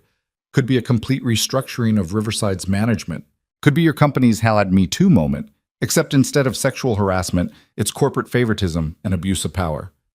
Rachel felt sick. David, I just wanted to help one guy get his job back. I didn't sign up to take down the entire company. Too late now. The story has legs. And honestly, Rachel, if the rot goes this deep, don't you think it should be exposed? She thought about all the other Ethan Brookses who might have been destroyed by this system. All the other employees who'd filed complaints that went nowhere because the accused had the right friends. All the times justice had been sacrificed to protect the powerful. Yeah, she said quietly. Yeah, I do. Good. Because the meeting on the 30th, that's not just about disciplining you. Vance is going to be there. They're going to try to bury this before it becomes a problem, which means we need to run the story before then. How soon? The 29th, morning edition, front page. I'll have everything verified by then. 2 days. Rachel had 2 days before her world exploded. Okay, she said. Do it. She spent December 27th in a strange fugue state, knowing what was coming but unable to stop it. She went through her apartment, organizing files, backing up documents, preparing for the possibility that she might need to leave quickly. She called her mother and sister, warning them that things were about to get complicated without explaining exactly how complicated. Her sister asked, "Are you sure about this?" "No, but I'm doing it anyway." "That's very unlike you." "I know. Maybe I'm having a midlife crisis. Or maybe you're finally becoming the person you were supposed to be." Rachel wished she had that kind of confidence. That evening, David sent her the draft article. She read it on her laptop, her coffee going cold as she absorbed the full weight of what they'd built. The headline, Riverside Manufacturing Supervisor, allegedly fabricated safety report to destroy employee's career. Company executives accused of cover-up. The article was devastating. It laid out the timeline with precision, quoted from the original and final reports, included testimony from Jim Patterson, detailed Mark Holloway's pattern of retaliation, and tied it all to Douglas Vance's personal relationship with Mark and his position of power within the company. It named names. It showed documentation. It was journalism at its best, clear, factual, damning. It was also going to ruin lives. Mark's career was over. Vance would probably have to resign. Gerald would be implicated for trying to suppress the investigation. And Rachel herself was prominently featured as the HR director who'd discovered the fraud and gone to the press when internal channels failed. She'd be a whistleblower, or a traitor, depending on who was telling the story. "It's good," she texted David. "Run it." The next day, December 28th, was surreal. Rachel went about her normal routine, knowing it was probably the last normal day she'd have for a long time. She went to the gym, got groceries, did laundry. Ordinary things that felt precious because she didn't know when she'd have the luxury of ordinary again. At 6 p.m., Ethan texted her. Talked to the journalist, told him everything. He's running the story tomorrow. Rachel, I know. Are you ready? Ethan, no, but Lily deserves to see her dad fight for himself, so I'm doing it anyway. That night, Rachel couldn't sleep. She lay in bed watching the clock tick toward morning, toward the moment when the article would go live and everything would change. At 3 a.m., she gave up and made coffee. At 4 a.m., she checked the newspaper's website obsessively. At 5:02 a.m., the article went live. Within an hour, her phone was exploding. Texts from colleagues, emails from reporters asking for comment, missed calls from numbers she didn't recognize. And at 6:47 a.m., a call from Gerald. What the hell have you done? His voice was shaking with rage. I did what you wouldn't, Rachel said calmly. I exposed the truth. You went to the press. You made the company look like we're running some kind of criminal enterprise. Do you have any idea what you've done? I have a pretty good idea, yes. Vance is furious. He's calling for your immediate termination. The legal department is already drafting a lawsuit against you for breach of confidentiality. Your career is over, Rachel. Over. Then I guess I don't have anything to lose by telling you that Douglas Vance co-signed Mark Holloway's bankruptcy loan and has been protecting him for years, and that you knew there were problems with that termination, but ordered me to let it go, and that if this goes to court, all of that's going to come out too. Silence on the other end, then quieter. You're serious about this? Completely serious. An innocent man was destroyed because of a corrupt system. I'm not going to be part of covering that up. The meeting's been moved up. Today, 2 p.m. They want you there to answer for this. I'll be there. Gerald hung up without another word. Rachel sat at her dining room table, watching the sun rise over the city, reading the comments section under the article. The response was overwhelming. Anger at the company, support for Ethan, calls for investigation. The story was being shared across social media. Local TV news was already reaching out for interviews. David had been right. The story had legs. At 10 a.m., a news van pulled up outside Rachel's apartment building. She watched from her window as a reporter and cameraman set up on the sidewalk. Her phone rang, a producer asking if she'd do an on-camera interview. No comment, Rachel said, and hung up. But the calls kept coming. By noon, there were 3 news vans outside. Rachel's email had over 200 messages. The story was trending on local news websites. Riverside Manufacturing had released a terse statement. We take these allegations seriously and are conducting a thorough internal investigation. It was happening. The thing Rachel had set in motion was becoming unstoppable. At 1:30 p.m., she got dressed in her most professional suit, armor for the battle ahead. She looked at herself in the mirror and barely recognized the woman staring back. This wasn't the careful, political HR director who'd spent years climbing the ladder. This was someone different, someone who'd chosen principle over comfort. She still wasn't sure if that was brave or stupid. The drive to Riverside Manufacturing was surreal. Rachel had made this commute hundreds of times, but today felt different, final, somehow.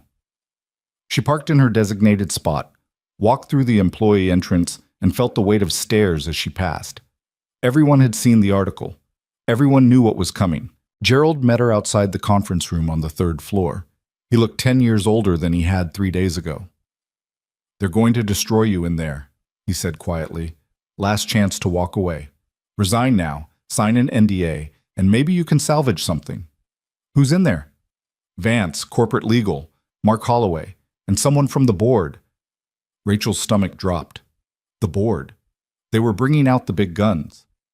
Any chance they're here to apologize and reinstate Ethan? She asked, knowing the answer. 0 chance. They're here to crucify you and contain the damage.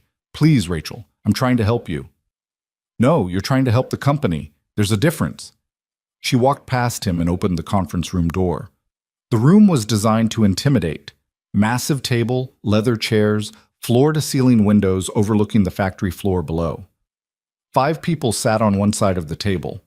Douglas Vance, 50s, silver hair, expensive suit.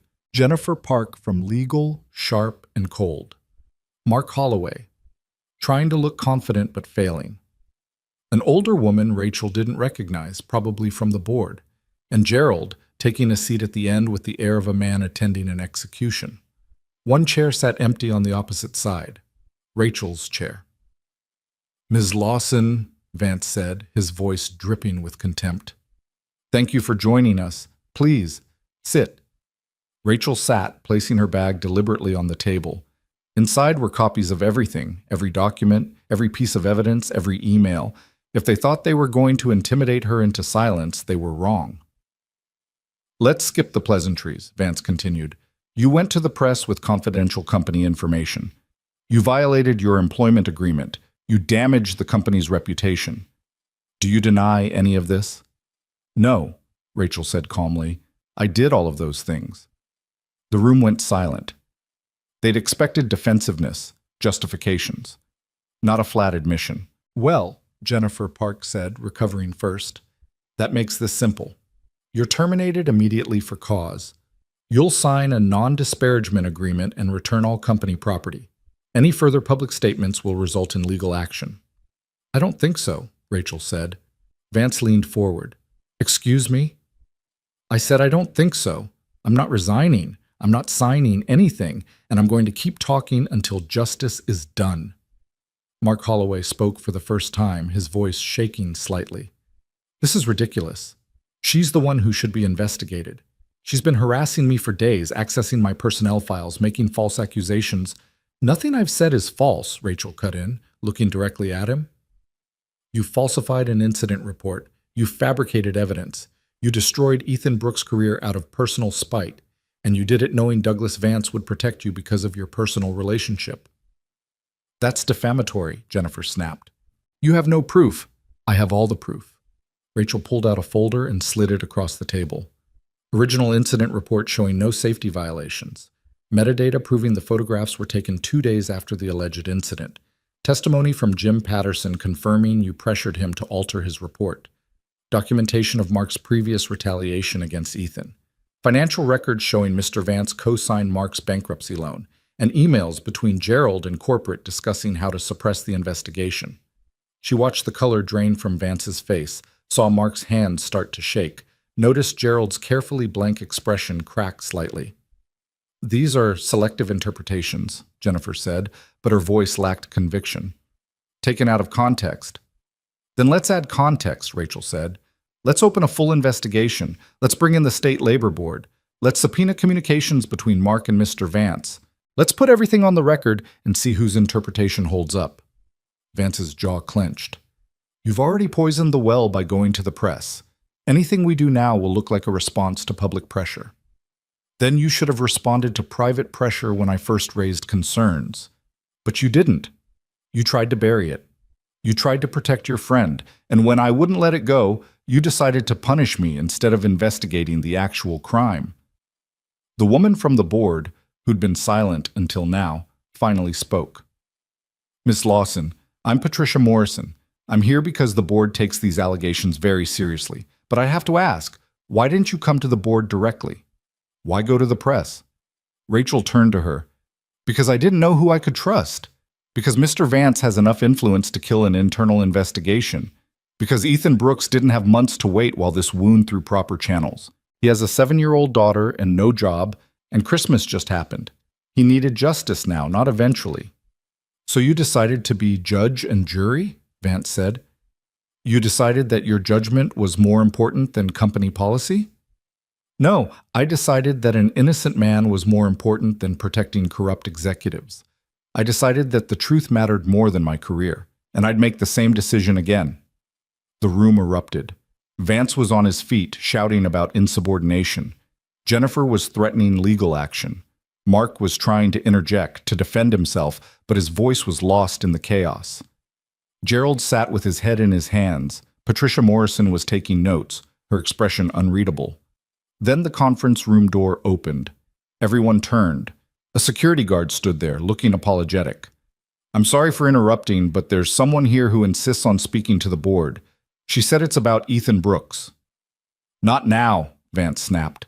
"We're in the middle of—" "I'm afraid it can't wait, sir. She brought her father, and she says she won't leave until she talks to someone in charge." Rachel's heart stopped. No, it couldn't be. But it was. The security guard stepped aside and Lily Brooks walked into the conference room, holding Ethan's hand. She wore her purple cat ear hat and a determined expression that looked far too old for her 7 years. "What is this?" Vance demanded. "How did they even get in here?" Ethan looked shell-shocked. "Lily, we talked about this. You were supposed to wait in the car." "No, Daddy." Lily's voice was small but firm. "You said we have to tell the truth, so I'm telling the truth." Patricia Morrison stood. "Young lady, this is a private meeting. You can't just—" "My name is Lily Brooks," the girl said, her voice starting to shake but pushing through. "And these people are lying about my dad." The room went completely silent. Rachel watched Lily's small hand grip Ethan's tighter, watched Ethan's face cycle through horror and pride and helplessness. "Sweetie," Patricia said more gently, "I know you want to help your father, but this isn't the place." "Yes, it is." Lily's eyes were filling with tears now, but she didn't stop. "My dad is the best person in the whole world. He works really hard and he never lies and he always does his job right. And that man—" She pointed at Mark Holloway with a trembling finger. "That man is mean. He says bad things about my dad, and now my dad doesn't have a job and we might have to move and he cries when he thinks I'm asleep." Ethan's face crumpled. "Lily, I know you're sad, Daddy. I know you try to hide it, but I know." Tears were streaming down her face now. "And it's not fair. You didn't do anything wrong. You never do anything wrong. You're a good person. You're my dad." The silence in the room was deafening. Rachel watched Mark Holloway, unable to meet anyone's eyes. Watched Vance's expression shift from anger to discomfort. Watched Patricia Morrison's professional mask crack as she looked at this crying child defending her father. "Please," Lily said, her voice breaking, "please give my dad his job back. Please don't take away our Christmas. Please don't make him sad anymore." Ethan dropped to his knees and pulled Lily into his arms. "It's okay, Bug. It's okay. You don't have to do this." "Yes, I do," Lily sobbed into his shoulder. "Because you do it for me. You always fight for me. So I'm fighting for you." Rachel felt tears burning in her own eyes. She looked around the table and saw the same thing reflected in every face except Mark's. Shame. The kind of shame that comes from being confronted with the human cost of your decisions. From having to look at a crying child and justify why her father's life had been destroyed. Patricia Morrison was the first to move. She stood and walked around the table, kneeling down to Lily's level. "Sweetheart, you're very brave, and I promise you, we're going to make this right, okay?" Lily looked up at her with red, swollen eyes. "You promise?" "I promise. Your dad is going to be okay." Ethan was shaking, his arms wrapped protectively around his daughter. Rachel saw the moment he realized what was happening, that Lily's honesty, her raw emotion, her complete lack of political calculation, had done what all the evidence and arguments couldn't. She'd made it human, made it real, made it impossible to ignore. Patricia stood and turned back to the table. When she spoke, her voice was steel. "Mr. Vance, Mr. Holloway, Miss Park, please leave. Now. I need to speak with Ms. Lawson and Mr. Brooks privately." "You can't just—" Vance started. "I can and I am. This meeting is over. Gerald, you stay." Vance looked like he wanted to argue, but something in Patricia's expression stopped him. He stood, gestured sharply to Mark and Jennifer, and walked out. The door closed behind them with a finality that felt like a verdict. Patricia turned to Ethan and Lily.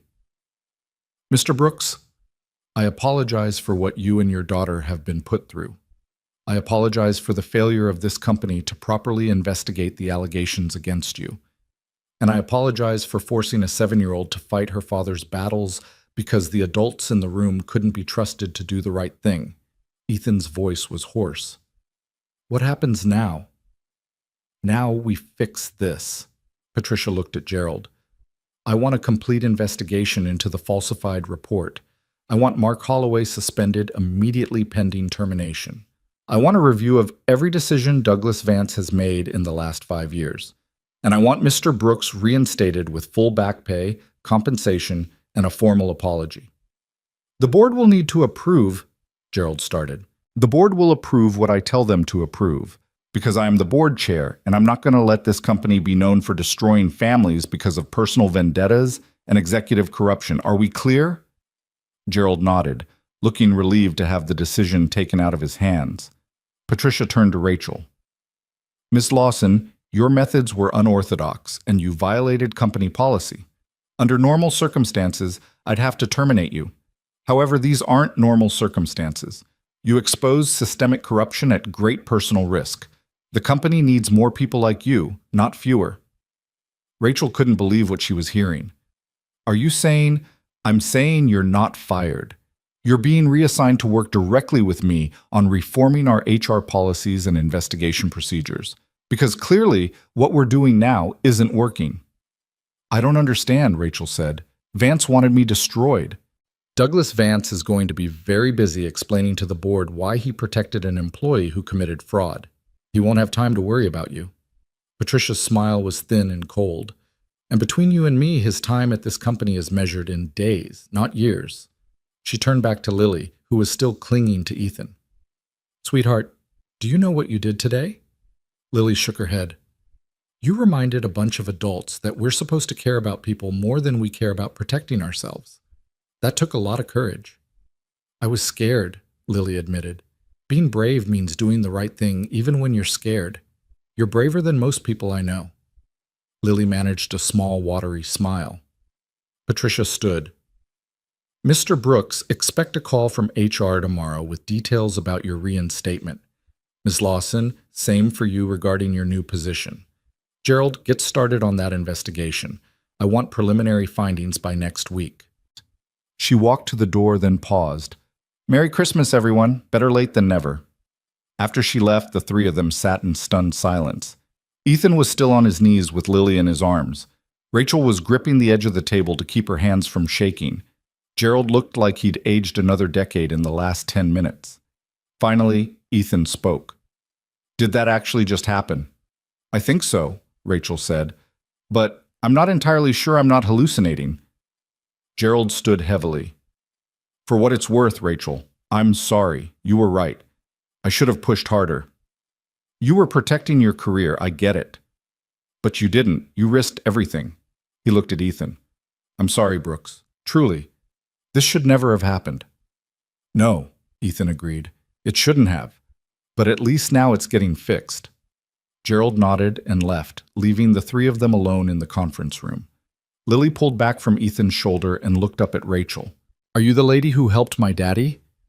I'm trying to, Rachel said softly. Thank you. My daddy's really good at his job. He fixes things that are broken. Rachel felt her throat tighten. Yeah, he does. Ethan stood, lifting Lily with him. He looked at Rachel with an expression she couldn't quite read. Gratitude, exhaustion, disbelief, and something else. Something that looked like the beginning of trust. We should go, he said.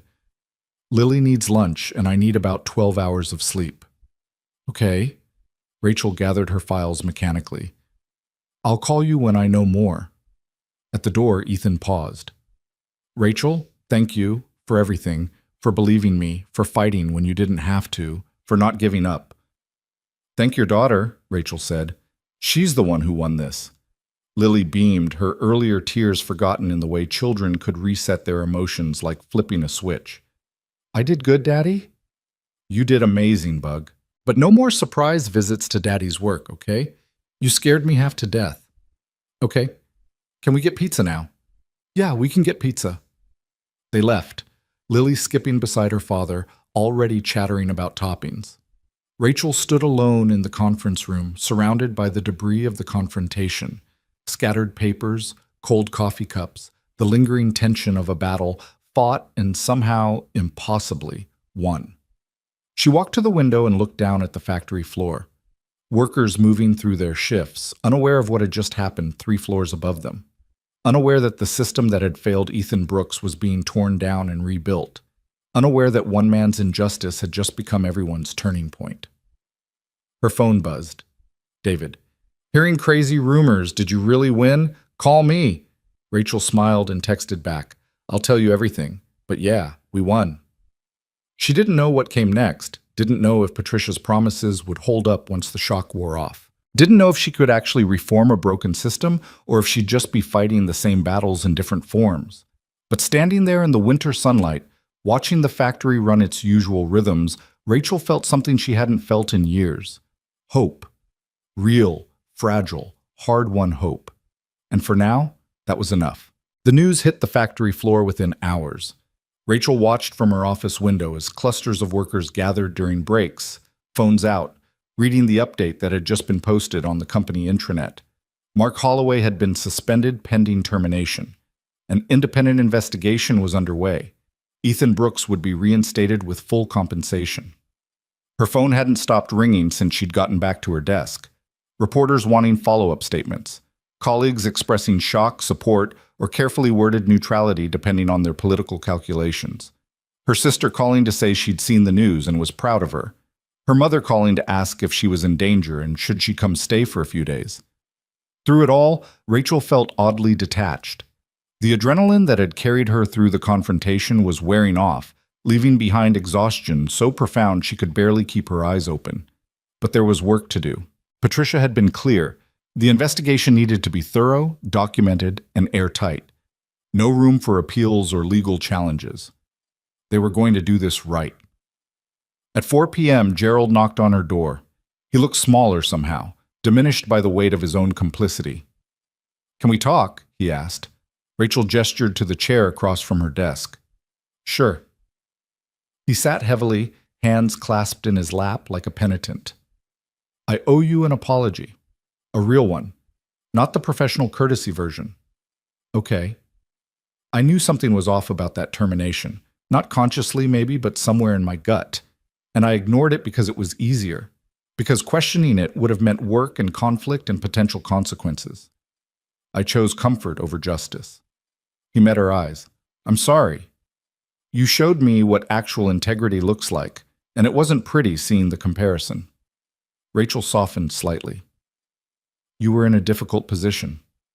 We were all in difficult positions. You're the only one who chose to do the hard thing." He paused. "Patricia wants me to work on the investigation with you, if you're willing to have me. Under one condition. Name it. No more protecting people just because they have friends in high places. No more dismissing complaints because investigating them would be inconvenient. We do this right, even when it's messy." Gerald nodded slowly. "Agreed. And Rachel, I meant what I said earlier. We need more people like you here. Please don't let this experience make you cynical about the possibility of change." After he left, Rachel allowed herself 5 minutes to put her head down on her desk and just breathe. The crisis wasn't over. There would be depositions, legal reviews, policy reforms, and 100 other complications. But the immediate battle had been won. Justice, imperfect and delayed, was finally happening. Her phone buzzed with a text from Ethan. "Lily wants to know if you like pepperoni or cheese pizza. Apparently, we owe you a pizza party." Rachel smiled, feeling warmth spread through her chest. She typed back, "Pepperoni. But you don't owe me anything." Ethan. "Lily says everyone deserves pizza, and she's the boss right now. Tomorrow at 6? Our apartment?" Rachel hesitated. Professional boundaries, appropriate distance, all the rules she'd been trained to follow. Then she thought about Lily's tear-stained face in that conference room, about Ethan's hand shaking as he'd tried to protect his daughter from an adult battle, about the fact that rules and boundaries had nearly destroyed an innocent family. She typed, "I'll be there. Thank you."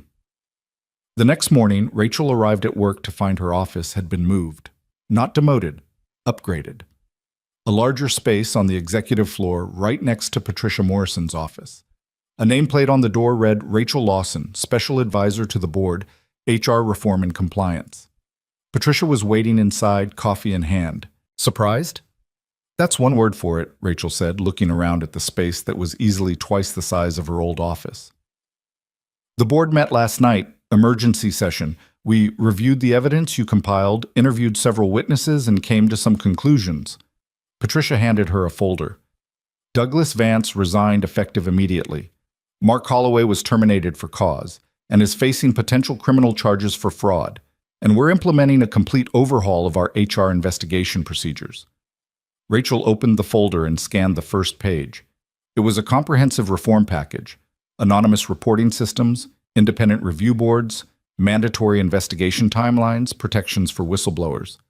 "This is ambitious," she said. "It needs to be. We can't afford another Ethan Brooks situation. The board is unanimous on this. We'd rather fix our culture now than face a class action lawsuit later. Patricia sat in one of the chairs facing the desk. Your first project is implementing these reforms. You'll have a team, a budget, and direct access to the board. You'll also be reviewing every active HR case for similar irregularities. Every case, that's hundreds of files. Which is why you're getting a team.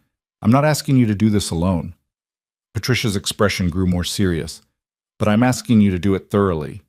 If there are other Mark Holloways out there, other Douglas Vances protecting their friends, I want them found.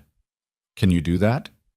Rachel thought about the enormity of the task, about the enemies she'd make, the resistance she'd face, the career risk of digging into every corner of the company's HR history. Then she thought about Ethan working night shift at a warehouse because the system had failed him, about Lily crying in a conference room because the adults couldn't be trusted to do the right thing. Yes, she said, I can do that. Patricia smiled. Good, because you're exactly the kind of person this company needs. Someone who'll fight for what's right, even when it's hard. She stood to leave, then paused at the door. One more thing. The board is setting up a victims' compensation fund for anyone who was wrongfully terminated or suffered retaliation. Ethan Brooks will be the first recipient, but we want to make sure we're catching everyone. I'll need your recommendations on who should qualify. After Patricia left, Rachel sat in her new office, looking out at a view of the city she'd never had from her old space. It should have felt like victory, like vindication, like the reward for doing the right thing. Instead, it felt like responsibility, like the weight of everyone who'd been failed by the system now resting on her shoulders, like a promise she couldn't break. She opened her laptop and began making lists. Cases to review, procedures to implement, people to interview. The work stretched out before her, months or maybe years of grinding through documentation, facing resistance, proving that change was possible. But for the first time in her career, Rachel felt like she was doing work that mattered. Not just managing people, not just enforcing policies, but actually making a difference in people's lives. It was terrifying and exhilarating in equal measure. At noon, Jim Patterson appeared at her door, hat literally in hands. Miss Lawson, got a minute? Of course. Come in. He entered hesitantly, like he was expecting to be yelled at. I wanted to thank you for including my testimony in the investigation, and to apologize for not speaking up sooner. You spoke up when it mattered, Rachel said. That takes courage. Took you dragging it out of me, more like. He twisted his hat in his hands. I've been doing this job for 32 years. Thought I knew right from wrong. But when it came down to it, I chose my pension over the truth. That's not the man I thought I was. Rachel gestured for him to sit. Jim, you were put in an impossible position. The system was designed to make people like you feel like you had to choose between your integrity and your livelihood. That's not your failure. That's the system's failure. Maybe, but I still made the choice. He looked up at her. I heard you're reviewing old cases, looking for other problems. That's right. There was another one, about 18 months ago. Young woman in quality control filed a complaint about her supervisor making inappropriate comments. Investigation went nowhere. She quit a month later. Jim pulled a piece of paper from his pocket. Her name was Sarah Chen. Don't know where she ended up, but thought you should know. Rachel took the paper, feeling a familiar anger kindle in her chest. How many Sarah Chens were out there? How many people had been failed, driven out, silenced? Thank you for telling me, she said. It's the least I can do. And Ms. Lawson, if you need someone to testify, to review files, to help with this investigation, I'm in. However I can help, I'm in. I got 3 years until retirement, but I'd rather spend them doing something right than protecting my pension. After he left, Rachel added Sarah Chen's name to her list. Then she spent the afternoon pulling archived HR files, looking for patterns, for red flags, for other cases that had been dismissed too quickly or buried too conveniently. By 5 p.m., she had 17 potential cases flagged for review, 17 people who might have been failed by the system, 17 opportunities to do better. She saved her work and headed out, stopping by the factory floor on her way. Workers nodded to her as she passed, some friendly, some neutral, some openly hostile. Change made people uncomfortable. Some would see her as a hero, others as a troublemaker who'd upset the established order. Rachel was learning to live with that. She stopped at a discount store on the way to Ethan's apartment, picking up a small toy, a set of art supplies she'd seen Lily admiring in her earlier wish list. It felt important to show up with something, to acknowledge that this dinner meant something more than professional courtesy. Ethan's apartment building was modest, old but well maintained, the kind of place where working families scraped by on tight budgets and tighter hopes. Rachel climbed the stairs to the third floor and knocked on apartment 3C. Lily answered the door, still wearing her cat ear hat, her face lighting up with delight. "You came! Daddy said you might be too busy, but you came!" "I wouldn't miss it," Rachel said, handing her the gift. "I thought you might like these." Lily tore open the paper with the unself-conscious enthusiasm of childhood, gasping when she saw the art supplies. "These are perfect. Thank you, thank you, thank you." She threw her arms around Rachel's waist in a hug that was surprisingly fierce. Ethan appeared from the kitchen, wiping his hands on a dish towel. "Lily, let the woman breathe. Come on in, Rachel. Sorry about the mess. We're still getting reorganized." The apartment was small but warm, filled with evidence of life being lived. Lily's drawings on the refrigerator, books stacked on every available surface, a well-worn couch that had clearly seen better days. It was nothing like Rachel's sleek, professionally decorated apartment. It felt more like home than her place had in years. They ate pizza at the small kitchen table, Lily chattering between bites about her plans to make thank you cards for everyone who'd helped her daddy. Ethan was quieter, the exhaustion of the last week still visible in the shadows under his eyes, but there was something lighter about him now. The crushing weight of injustice had been lifted. "How are you feeling about going back?" Rachel asked during a lull in Lily's monologue. Ethan shrugged. "Nervous, excited, scared that it won't work out, grateful to have the chance." He paused. "I start Monday. They're giving me the same position, same shift, even giving me a raise to make up for what I lost. It's more than I hoped for. It's what you deserved all along." "Maybe, but a week ago I didn't think I'd ever get it. A week ago I thought my life was over." He glanced at Lily, who was absorbed in drawing something with her new supplies. "She saved me, not just in that meeting. Every day since this started. Every time I thought about giving up, I'd look at her and remember why I had to keep fighting." Rachel felt her throat tighten. "She's an amazing kid. She's everything, and I almost lost the ability to give her a decent life because one man decided to destroy me." Ethan's voice hardened slightly. "I'm glad Mark's facing consequences. But part of me wishes I could make him understand what he put us through.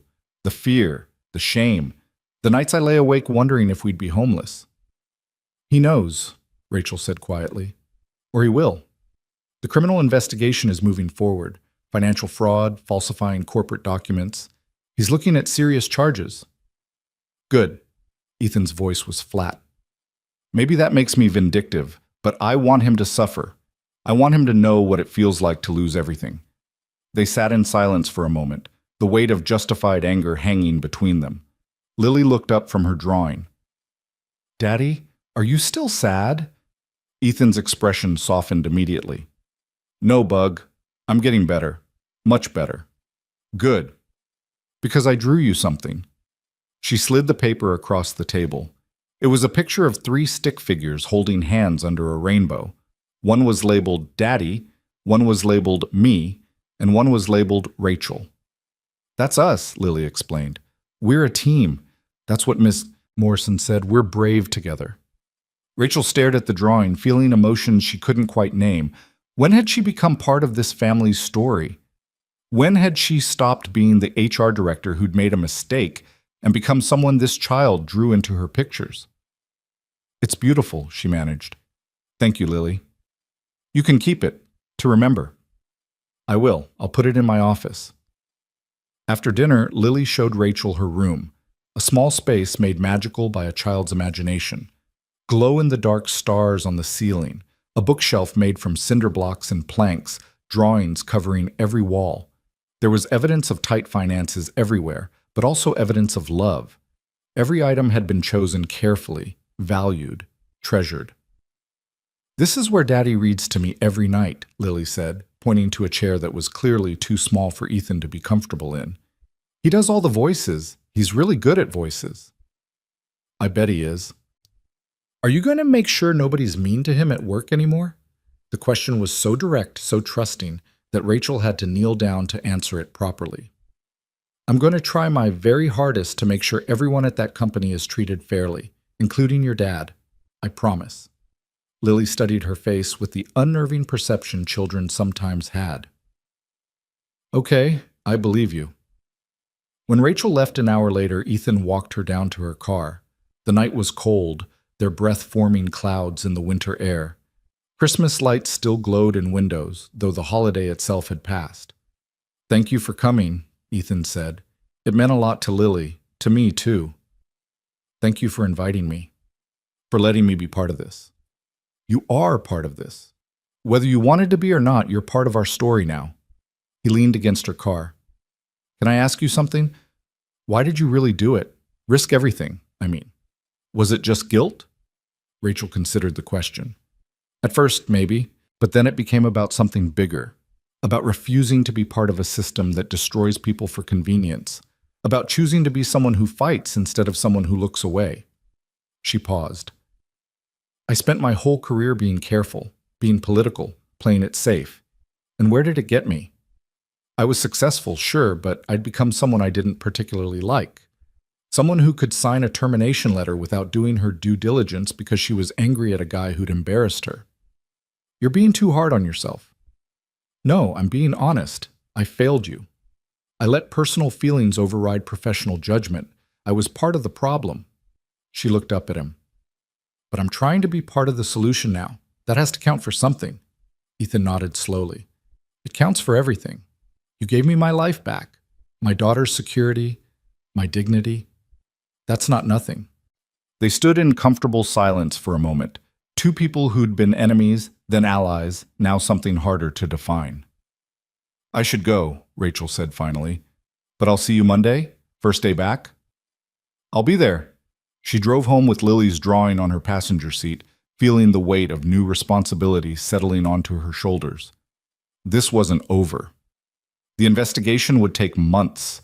There would be resistance, pushback, people who resented the changes she was implementing. But for the first time in her career, Rachel felt like she was fighting for something that mattered. The weekend passed in a blur of preparation. Rachel reviewed files, made calls, met with the team Patricia had assigned to her. By Sunday night, she had a comprehensive plan for implementing the HR reforms and a list of 23 cases that needed immediate review. Monday morning, she arrived at work early and headed straight to the factory floor. She wanted to see Ethan's first day back, wanted to make sure the transition was smooth. She found him in the maintenance bay, surrounded by equipment that had been waiting for him, coworkers who greeted him with genuine warmth. The hostility she'd feared wasn't there. Instead, people seemed genuinely happy to see him back. Jim Patterson was showing him something on a work order when Rachel approached. Both men looked up. Ms. Lawson, Jim said, come to check on your handiwork? Something like that. How's it going, Ethan? Good. Really good, actually. He gestured around at the familiar workspace. Feels like coming home. Brooks, you got a minute? The voice came from behind Rachel. She turned to see a group of workers approaching, led by a woman with graying hair and kind eyes. Sure, Martinez, what's up? We wanted to say welcome back, and to say thanks to Miss Lawson here. Martinez turned to Rachel. What you did, standing up for Ethan, exposing what Mark did, that took guts. Made a lot of us think about times we didn't speak up when we should have. So thank you for reminding us what integrity looks like. Rachel felt her face flush. I was just doing what should have been done from the beginning. Maybe, but you did it when it counted. That matters. Other workers murmured agreement. Rachel saw the moment she'd been dreading transform into something else. Not hostility, but respect.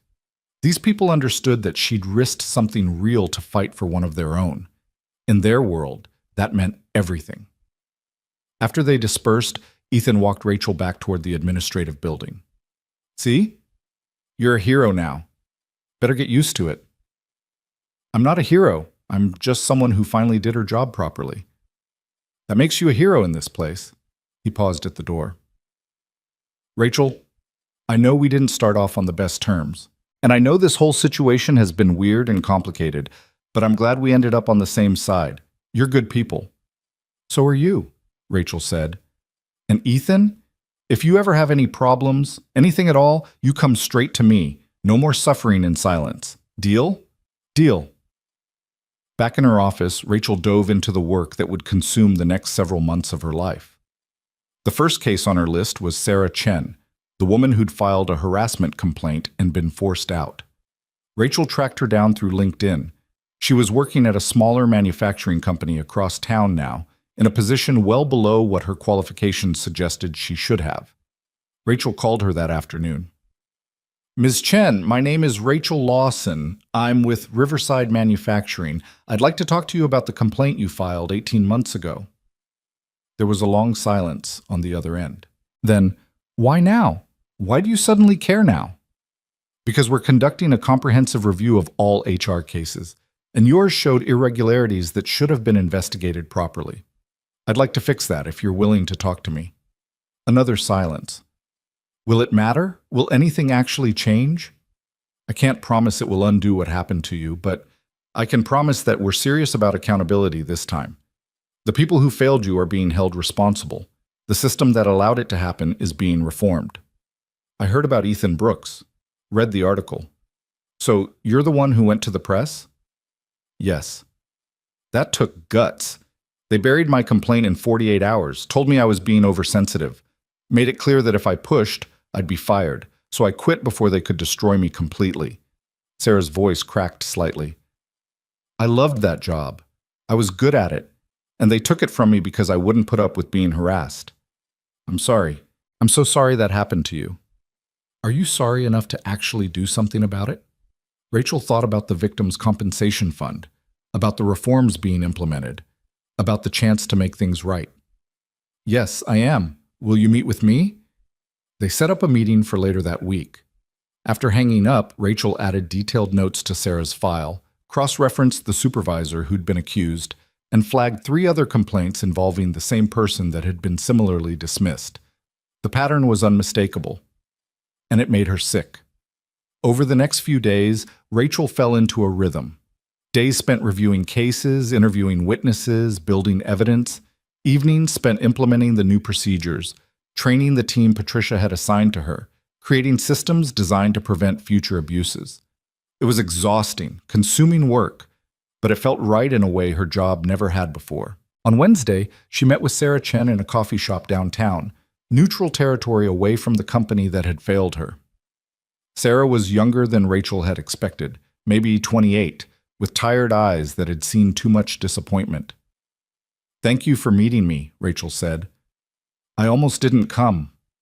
Figured it was just more corporate PR trying to cover your asses now that the story's out. Sarah wrapped her hands around her coffee cup. But I read more about what you did for Ethan Brooks, how you risked your career, so I thought maybe, just maybe, someone actually gives a damn. I do. And I know that's easy to say, hard to prove, but I'm trying. Sarah told her story. The supervisor who'd made increasingly inappropriate comments. The complaint she'd filed through proper channels. The investigation that had lasted all of 3 days before concluding there was insufficient evidence. The subtle retaliation that followed. Worse assignments, denied opportunities, a hostile work environment that became unbearable. I held out for 2 months, Sarah said, kept thinking someone would notice, someone would care. But nobody did. So I left before they could fire me for some made-up reason like they did to Ethan. The supervisor who harassed you, is he still with the company? Far as I know, probably moved up the ladder by now. That's how it works, right? The people who play by the rules get destroyed. The people who break them get promoted. Rachel made notes, her anger building with every detail. Not anymore. The board has authorized a victim's compensation fund. You'd qualify. It won't undo what happened, but it's something. I don't want money, Sarah said. I want justice. I want him fired. I want everyone who ignored my complaint held accountable. I want the system that protected him torn down and rebuilt. We're working on all of that. The investigation is ongoing. But Sarah, I need your formal testimony. On the record. Will you provide it? Sarah looked at her for a long moment. If I do this, will it actually matter? Or will it just get buried again? It will matter. I promise you it will matter. Okay, Sarah said finally. Okay, I'll do it. Not because I trust the system, but because I trust that you're angry enough to actually fight for change. They spent 2 hours going through every detail, Rachel documenting everything with the thoroughness of someone building an airtight case. By the time they finished, Rachel had enough to demand a full investigation into Sarah's supervisor and everyone who'd dismissed her complaint. Back at the office, she presented the case to Patricia, who reviewed it with the sharp eye of someone who'd seen too many of these stories. "This is damning," Patricia said. "How many others are there like this?" "At least a dozen that I've found so far. Probably more once I dig deeper." "Then keep digging. I want every single case reviewed. Every person who has failed by our system deserves a second look." Patricia closed the file. "And Rachel, the board is watching what you're doing. They're impressed. There's talk of making your position permanent, maybe even expanding your mandate to other divisions. I'm not doing this for a promotion. I know. That's exactly why you're the right person for it." Patricia leaned back in her chair. "You're changing the culture of this company. One case at a time, one policy at a time, you're proving that accountability matters. Don't underestimate the impact of that." That evening, Rachel worked late, plowing through more files. At 8 p.m., her phone buzzed with a text from Ethan. "Lily wants to know if you're coming to the town Christmas tree lighting tomorrow night. Says it's not complete without our whole team." Rachel smiled. The tree lighting. She'd seen the signs around town but hadn't planned to go. But the image of Lily's hopeful face made the decision easy. She texted back, "What time should I be there?" The response came immediately. 6 p.m., Main Square. Lily says dress warm and bring hot chocolate money. The next night, Rachel found herself bundled in her warmest coat, walking through the downtown square where the town's Christmas tree stood waiting to be lit. The event had been delayed from its usual pre-Christmas date due to technical problems, turning it into a New Year's tradition instead. Families crowded the square, children running between vendor booths, the smell of roasted nuts and hot cider filling the cold air. Rachel spotted Ethan and Lily near the front of the crowd, Lily wearing her cat ear hat and bouncing with excitement. "You came!" Lily shrieked when she saw Rachel running over to grab her hand. "Come on, we got a good spot." They stood together as the mayor gave a speech about community and resilience and new beginnings. Rachel only half listened, more focused on the way Lily kept looking up at her father with pure adoration, the way Ethan's hand rested protectively on his daughter's shoulder, the way both of them had included her in their small family circle like it was the most natural thing in the world. When the tree lights finally blazed to life, the crowd erupted in cheers. Lily grabbed both Rachel's hand and Ethan's, pulling them together. "Make a wish," Lily commanded. "You have to make a wish when the tree lights up. That's the rule." Rachel closed her eyes. She wished for the strength to keep fighting, for the courage to finish what she'd started, for justice for all the Sarah Chens and Ethan Brookses who'd been failed by systems that should have protected them. When she opened her eyes, she found Ethan looking at her with an expression that was hard to read in the glow of the Christmas lights. "What did you wish for?" Lily asked. "Can't tell," Rachel said. "Then it won't come true." "That's a good rule," Lily agreed seriously. Then she grinned. "I wished for snow, and for Daddy to never be sad again, and for pizza every Friday." Ethan laughed, the sound free and genuine in a way Rachel hadn't heard before. "Those are good wishes, Bug. Really good wishes." They stayed for another hour, wandering through the market booths, Lily chattering endlessly about school and art projects and her plans for the new year. At one point, she ran ahead to look at some toys, leaving Rachel and Ethan walking side by side. "She's doing better," Ethan said quietly. "Sleeping through the night again, not asking every day if we're going to be okay. Kids are resilient, but the last couple weeks were hard on her. I'm sorry she had to go through that." "Yeah, well, she's tougher than I gave her credit for. Turns out she's the bravest person I know." He paused. "Second bravest, maybe." Rachel felt her face warm. "I wasn't brave. I was terrified the whole time." "That's what makes it brave.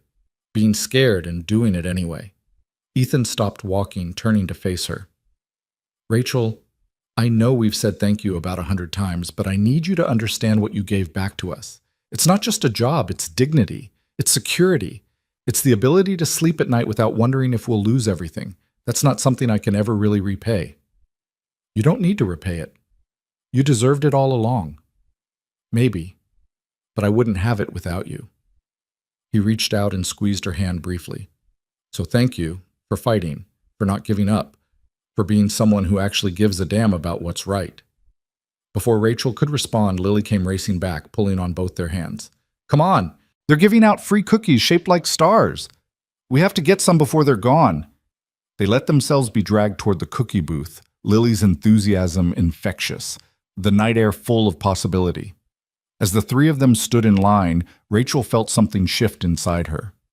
This was what mattered, not titles or promotions or professional success, but moments like this. Small victories, people helped, families whole again. She'd spent so much of her career chasing achievement, proving herself, climbing ladders. And somehow, she'd lost sight of the fact that the whole point was supposed to be making people's lives better. Now, standing in a crowded square with a 7-year-old chattering about cookie flavors and a single father who'd gotten his life back, Rachel finally understood what she'd been missing. Purpose. Real, tangible, meaningful purpose. And as the winter night wrapped around them and the Christmas tree lights blazed against the darkness, Rachel made a silent promise to herself and to every person who'd been failed by the system she was now charged with fixing. She would fight. She would hold people accountable. She would make sure that integrity mattered more than politics, that truth mattered more than convenience, that people mattered more than profit. It wouldn't be easy. There would be setbacks and resistance and battles still to fight. But standing here, watching Lily's face light up with joy over a star-shaped cookie, watching Ethan smile without the shadow of fear that had haunted him for weeks, Rachel knew with absolute certainty that it would be worth it. Justice wasn't a destination. It was a practice, a daily choice to do better, fight harder, and never stop believing that change was possible. And Rachel Lawson was just getting started. 3 weeks into the new year, Rachel sat in her office reviewing the final investigation report. The numbers were worse than she'd anticipated. 29 cases of wrongful termination or forced resignation over the past 5 years. 47 instances of complaints dismissed without proper investigation. A pattern of retaliation so pervasive it had become normalized, invisible to everyone except those who suffered from it. Mark Holloway's termination had been just the beginning.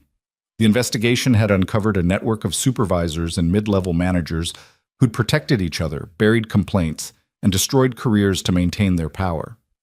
Douglas Vance had been the most visible casualty, but he was far from the only one.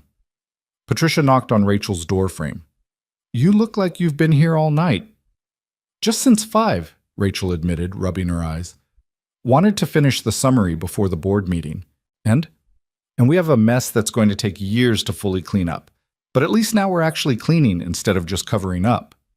Rachel slid the report across her desk. "I'm recommending full compensation for all 29 wrongful termination cases. Reinstatement offers where possible, public acknowledgement of the company's failures, and criminal referrals for 6 individuals who clearly committed fraud."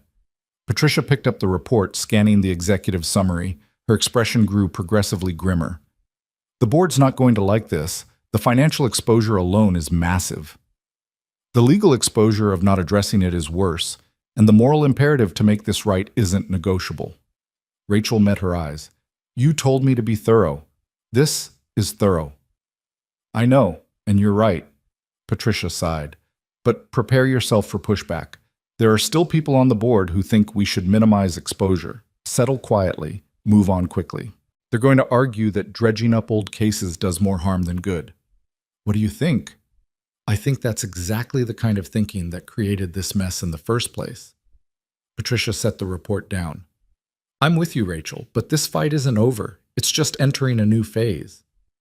The board meeting that afternoon was everything Rachel had expected, and worse. She presented her findings with the same methodical precision she'd used to build the case against Mark Holloway, laying out evidence that was impossible to dismiss but deeply uncomfortable to acknowledge. 5 board members sat around the conference table, their expressions ranging from supportive to openly hostile. Patricia sat at the head, her face carefully neutral as Rachel walked through each recommendation. When she finished, there was a long silence. Then Thomas Brennan, the CFO, spoke up. "Ms. Lawson, no one here disputes that mistakes were made. But what you're proposing would cost the company upwards of $15 million. That's not a trivial sum. Neither is the cost of doing nothing, Rachel said. Every person we wronged represents a potential lawsuit, a potential news story, a potential PR disaster. Addressing this proactively is actually the most cost-effective approach. Or, Brennan countered, we settle the cases where we have clear liability, offer NDAs, and move forward without admitting systemic failure. We can't change the past. We can only control how we handle the present. Rachel felt anger rising in her chest. With respect, Mr. Brennan, that's exactly the kind of calculation that allowed this to happen. Treating people as liabilities to be managed instead of human beings who deserve justice. I'm treating them as both, Brennan said coolly. But I have a responsibility to this company's financial health. $15 million could mean layoffs, reduced benefits, actual harm to current employees who did nothing wrong.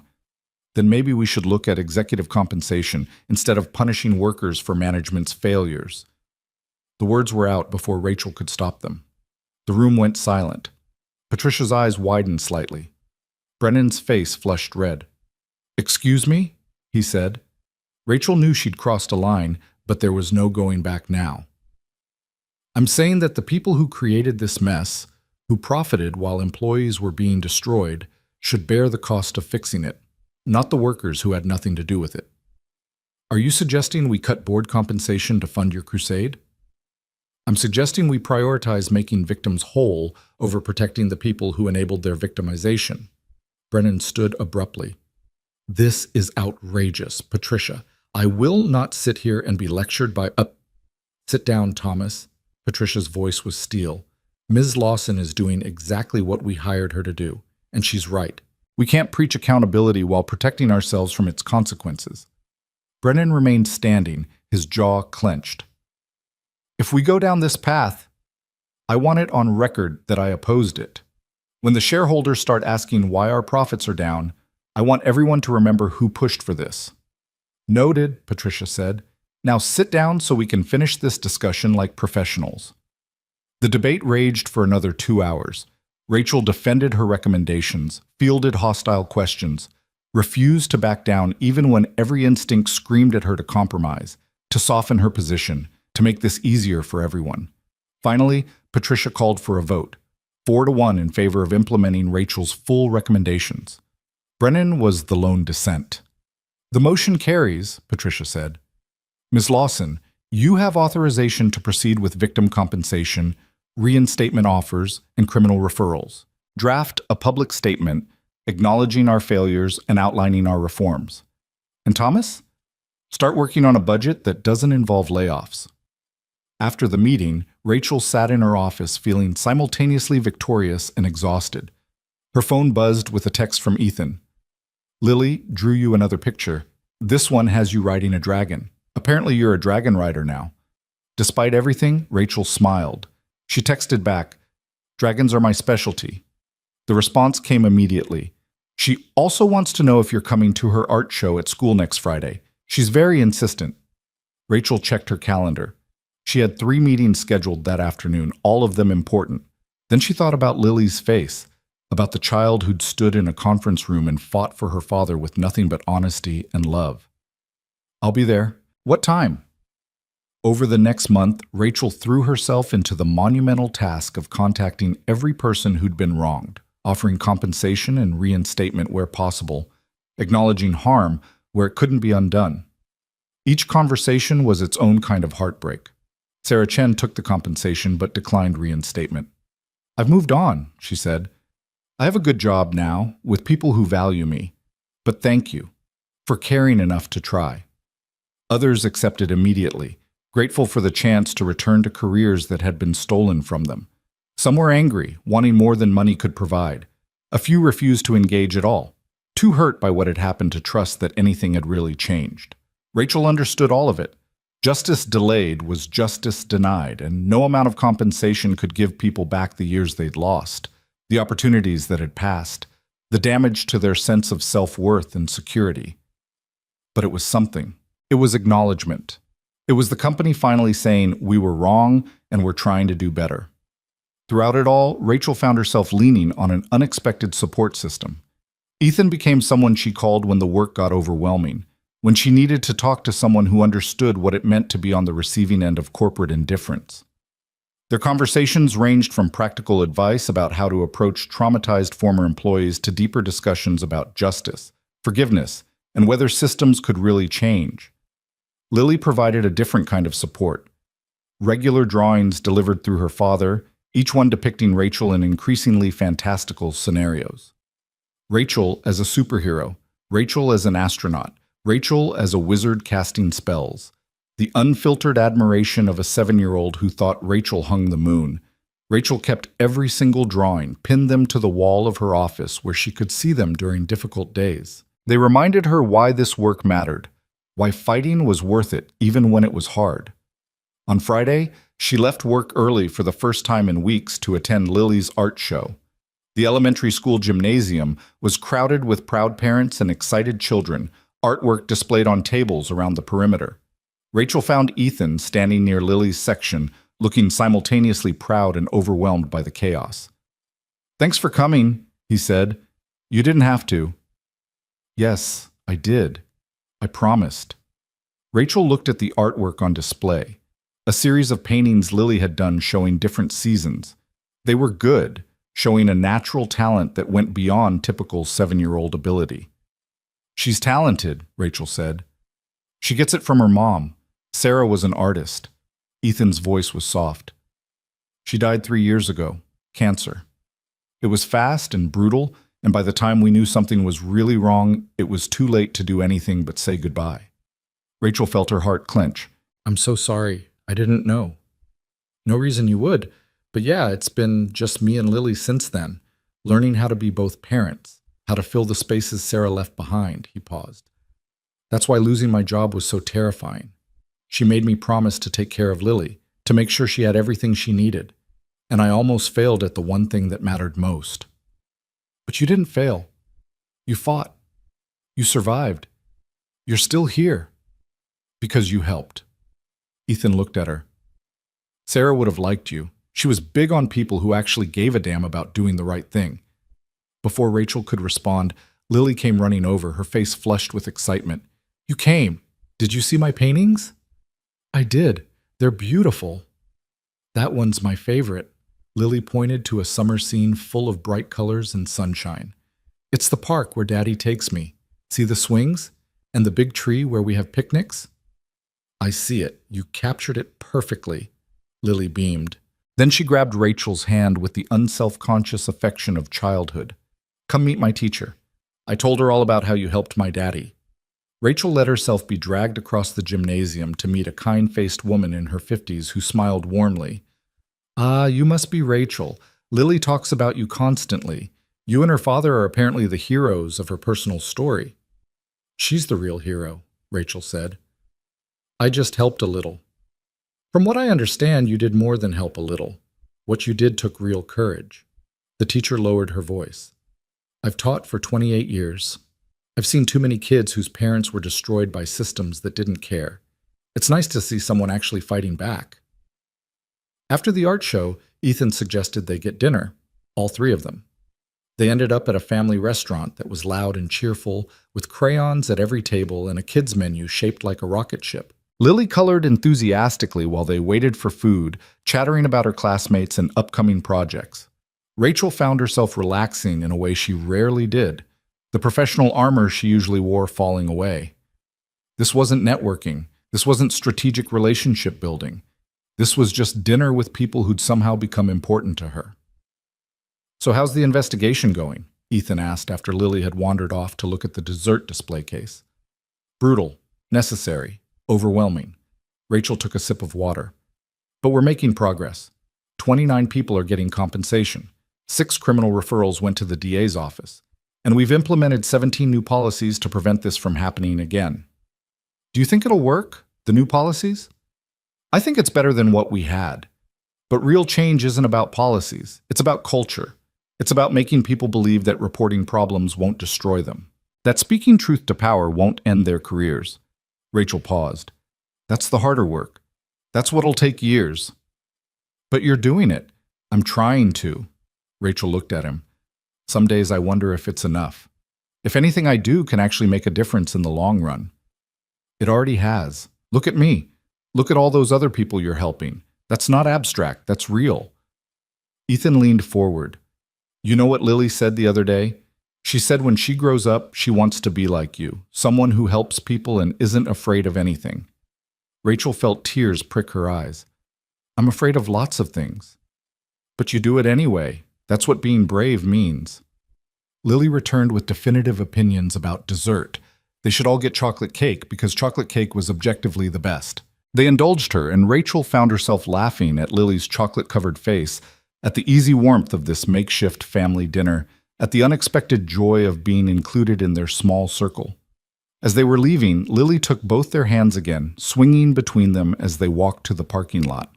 This was the best day, she announced.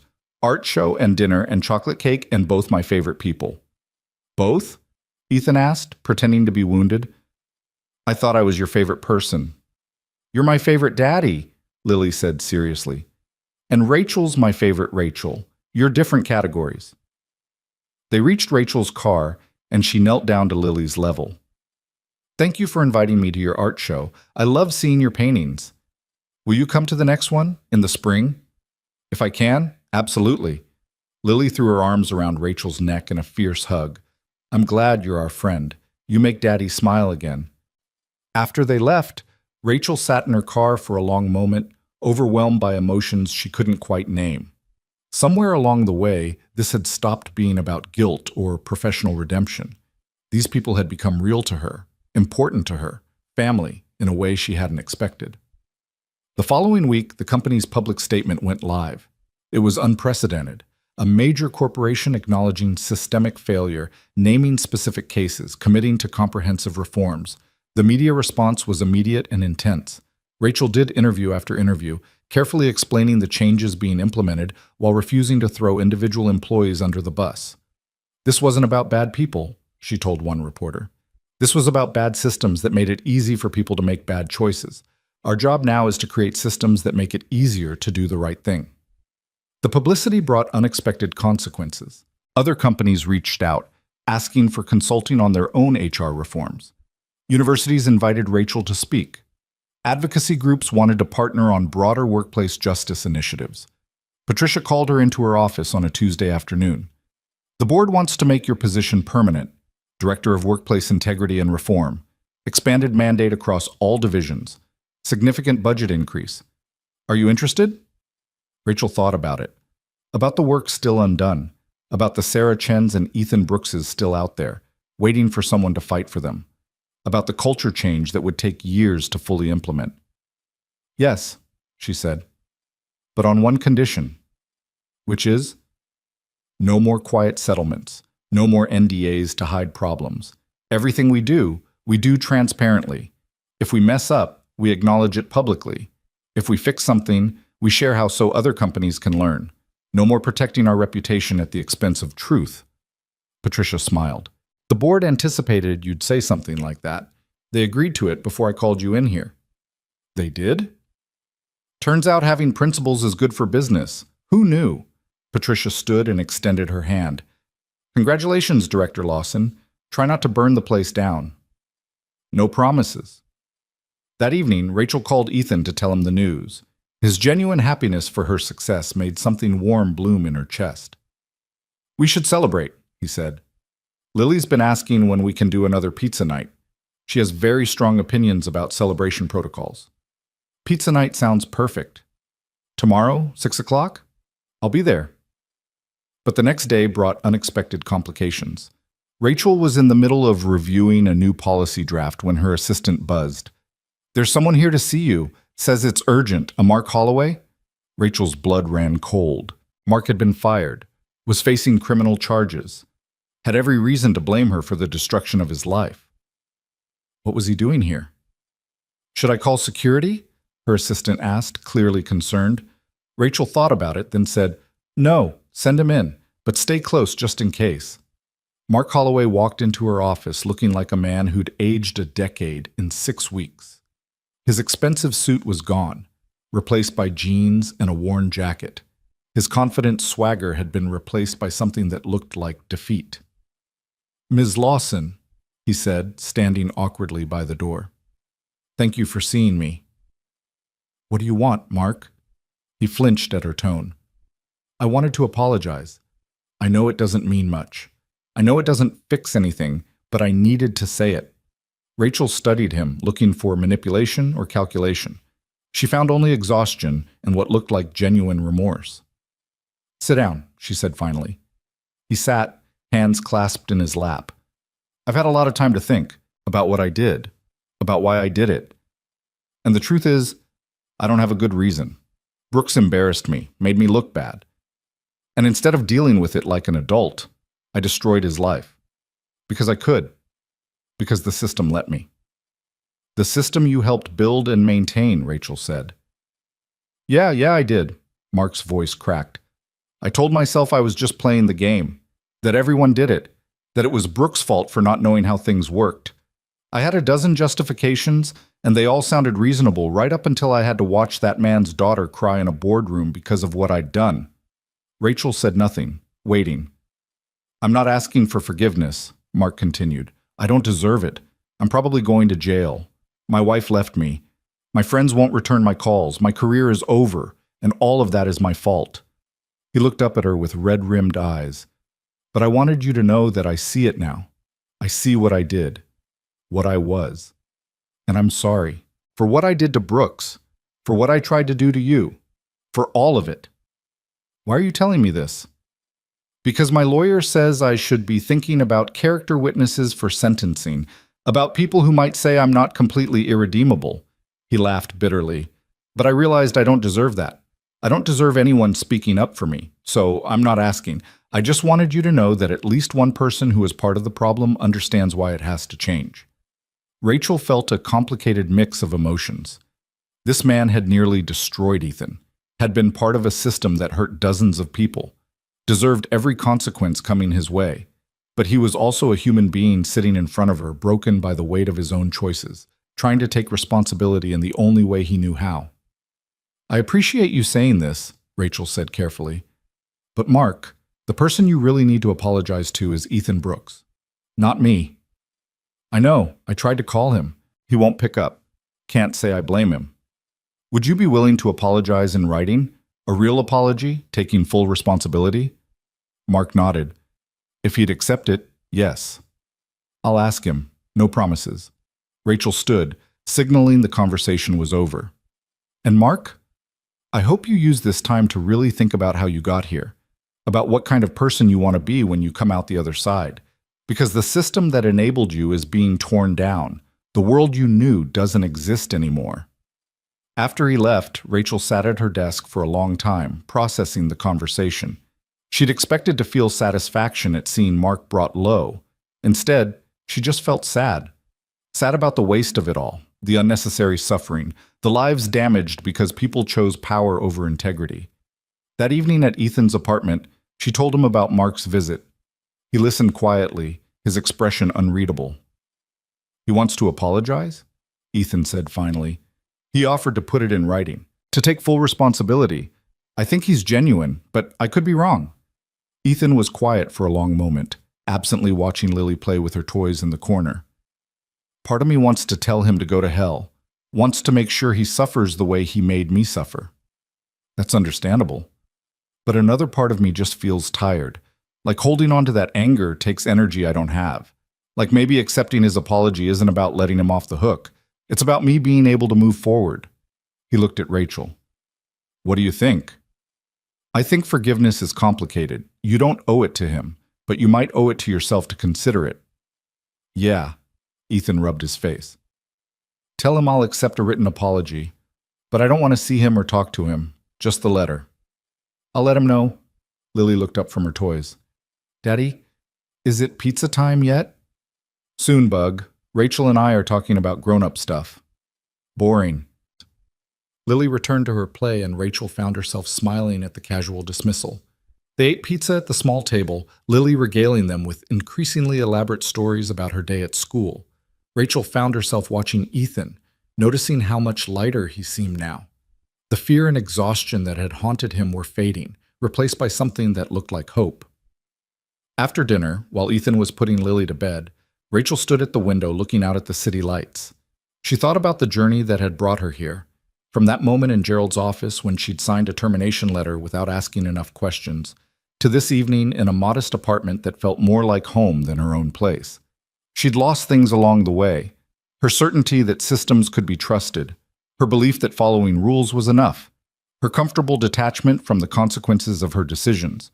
But she'd gained something more valuable, a sense of purpose that went beyond career advancement, relationships built on truth instead of professional politeness, the knowledge that she was capable of fighting for what mattered, even when it cost her.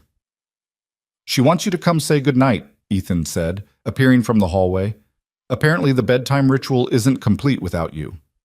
Rachel followed him to Lily's small room. The girl was tucked into bed, clutching her worn rabbit, her eyes already heavy with sleep. "Rachel," Lily said drowsily, "will you keep helping people, even after my daddy doesn't need help anymore?" Rachel knelt beside the bed, smoothing Lily's hair. "Yes, sweetheart, I promise." "Good. Because you're really good at it. You're like a superhero, but with meetings instead of capes." Despite the weight of everything, Rachel laughed. "Meetings instead of capes. I like that." "I love you, Rachel," Lily said with the uncomplicated directness of childhood. "You're part of our family now." Rachel felt her throat tighten. "I love you too, Lily. Sleep well." Back in the living room, Ethan poured them both coffee, and they sat on the worn couch in comfortable silence. "She meant that, you know," Ethan said eventually. "The family thing. You've become important to us." "You've become important to me too," Rachel admitted. "More than I expected. More than probably makes sense." "Why doesn't it make sense?" "Because I'm the HR director who fired you. Because our whole relationship started with me making a terrible mistake that nearly destroyed your life. Because there are probably a dozen professional ethics rules about this." "About what? Being friends?" Rachel looked at him, at his open expression, his honesty. Were they just friends? Or was this something more complicated, something that had been building through shared crisis and hard-won trust? "Is that what we are?" she asked quietly. "Friends?" Ethan was quiet for a moment. "I don't know exactly what we are, but I know that when good things happen, you're one of the first people I want to tell. When things are hard, talking to you makes them easier. And when Lily does something cute or says something funny, I find myself thinking about how much you'd enjoy it." "That sounds like more than friends." "Yeah, it does." He turned to face her fully. "But I also know the timing is weird. We met under the worst possible circumstances. I don't want you to feel obligated because you feel guilty. I don't want this to be about me being grateful you fixed what you helped break. Is that what you think this is?" "I don't know. That's what I'm trying to figure out." Rachel thought about the past 6 weeks, about how her feelings had evolved from guilt to responsibility to genuine caring, about how much she looked forward to Lily's drawings and Ethan's texts, about how right it felt to be here in this small apartment with these people who'd somehow become central to her life. "I think," she said slowly, "that maybe we should stop trying to figure out what this is and just let it be what it becomes. No expectations, no pressure, just honesty and time and seeing where things go." Ethan smiled, and it transformed his face. "I can work with that." They sat talking until nearly midnight, the conversation flowing easily between serious and light, past and future, fears and hopes. When Rachel finally left, Ethan walked her to her car, and for a moment they stood in the cold night air, the space between them charged with possibility. "Thank you," Ethan said, "for everything, for fighting for me, for caring about Lily, for being exactly who you are.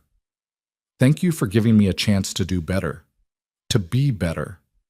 He leaned in and kissed her forehead gently, a gesture that felt like promise and gratitude and something tender that was just beginning. Rachel drove home with her heart full, windows down despite the cold, letting the winter air wake every nerve out. The city sparkled around her, full of people living their own complicated stories, fighting their own battles, trying to find their own versions of justice and love and meaning. 6 weeks ago, she'd been drowning in guilt and fear, terrified that doing the right thing would destroy her life. Now she was driving away from a future that looked nothing like what she'd planned and everything like what she'd needed. The work ahead was still enormous, There were policies to implement, cases to review, people to help. The culture at Riverside wouldn't change overnight. There would be setbacks and resistance and days when progress felt impossible. But Rachel had learned something crucial in the fire of the past 6 weeks.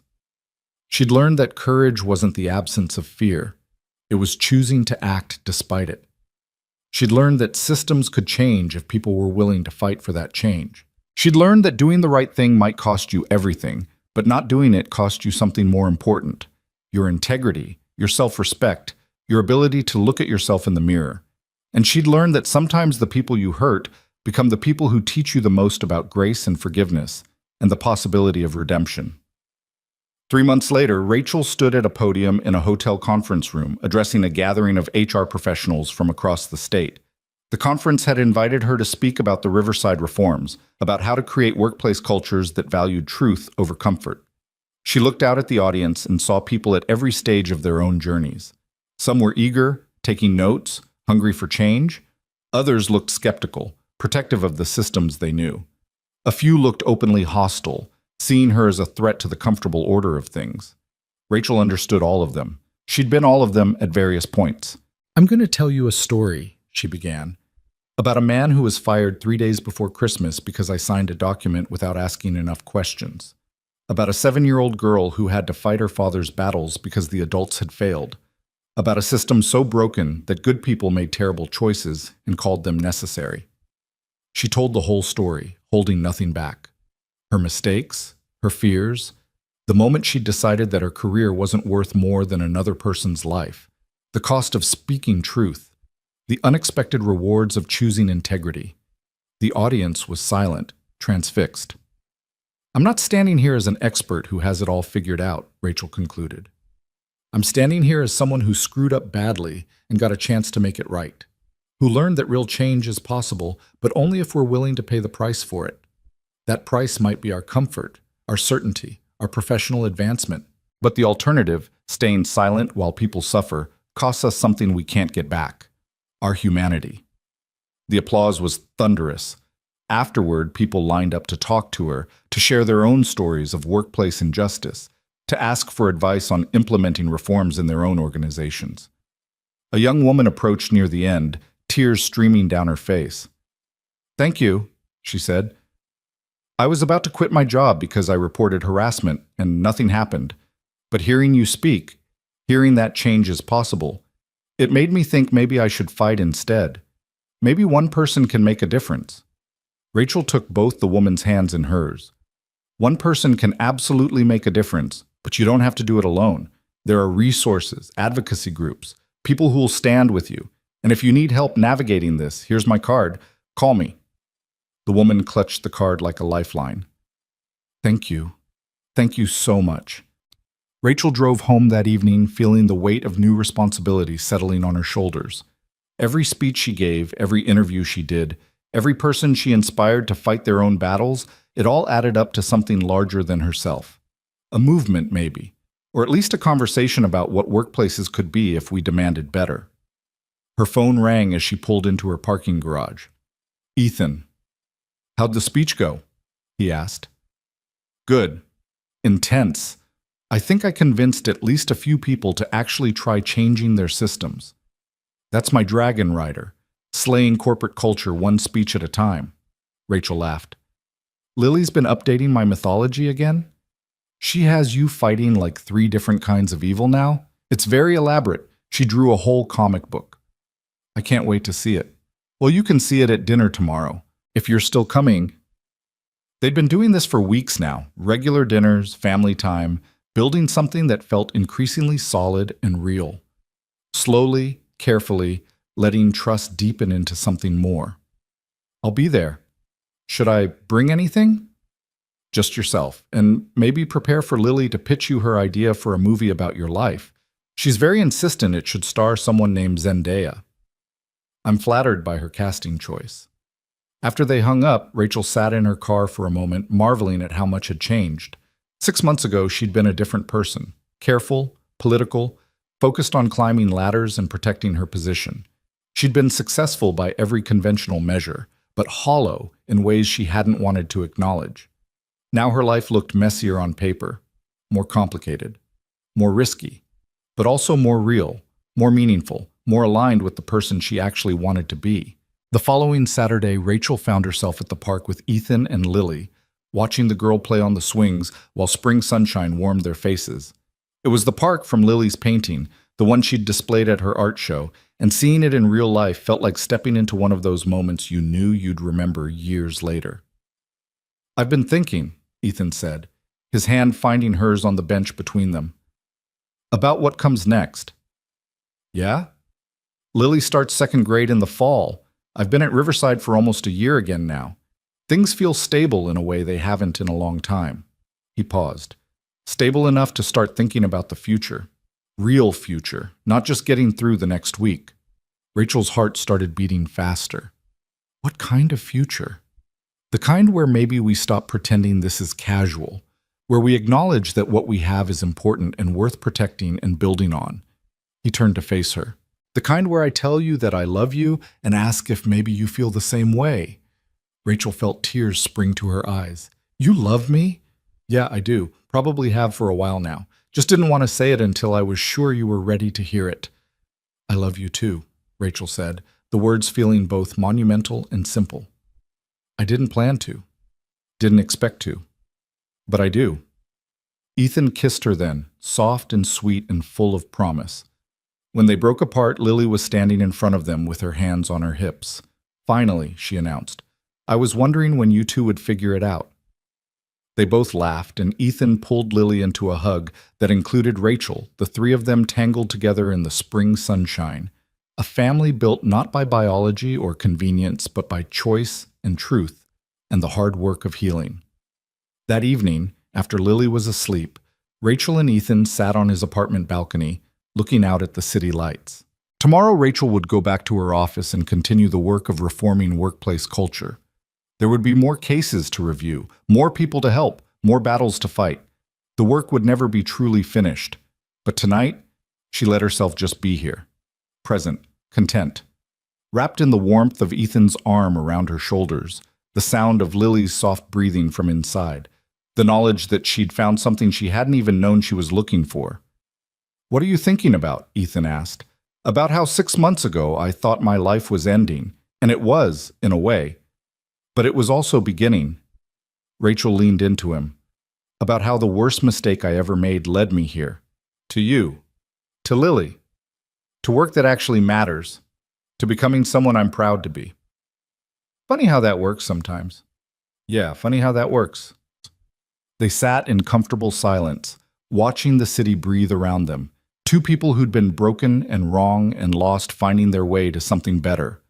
Not perfect, not easy, but real and honest and worth fighting for. In the distance, the lights of Riverside Manufacturing glowed against the night sky. Rachel thought about all the people inside, the ones still fighting for fairness, the ones benefiting from the reforms she'd implemented, the slowly changing culture that proved systems could be better if people demanded it. She thought about Sarah Chen, now thriving in a new job with compensation that acknowledged the harm done to her.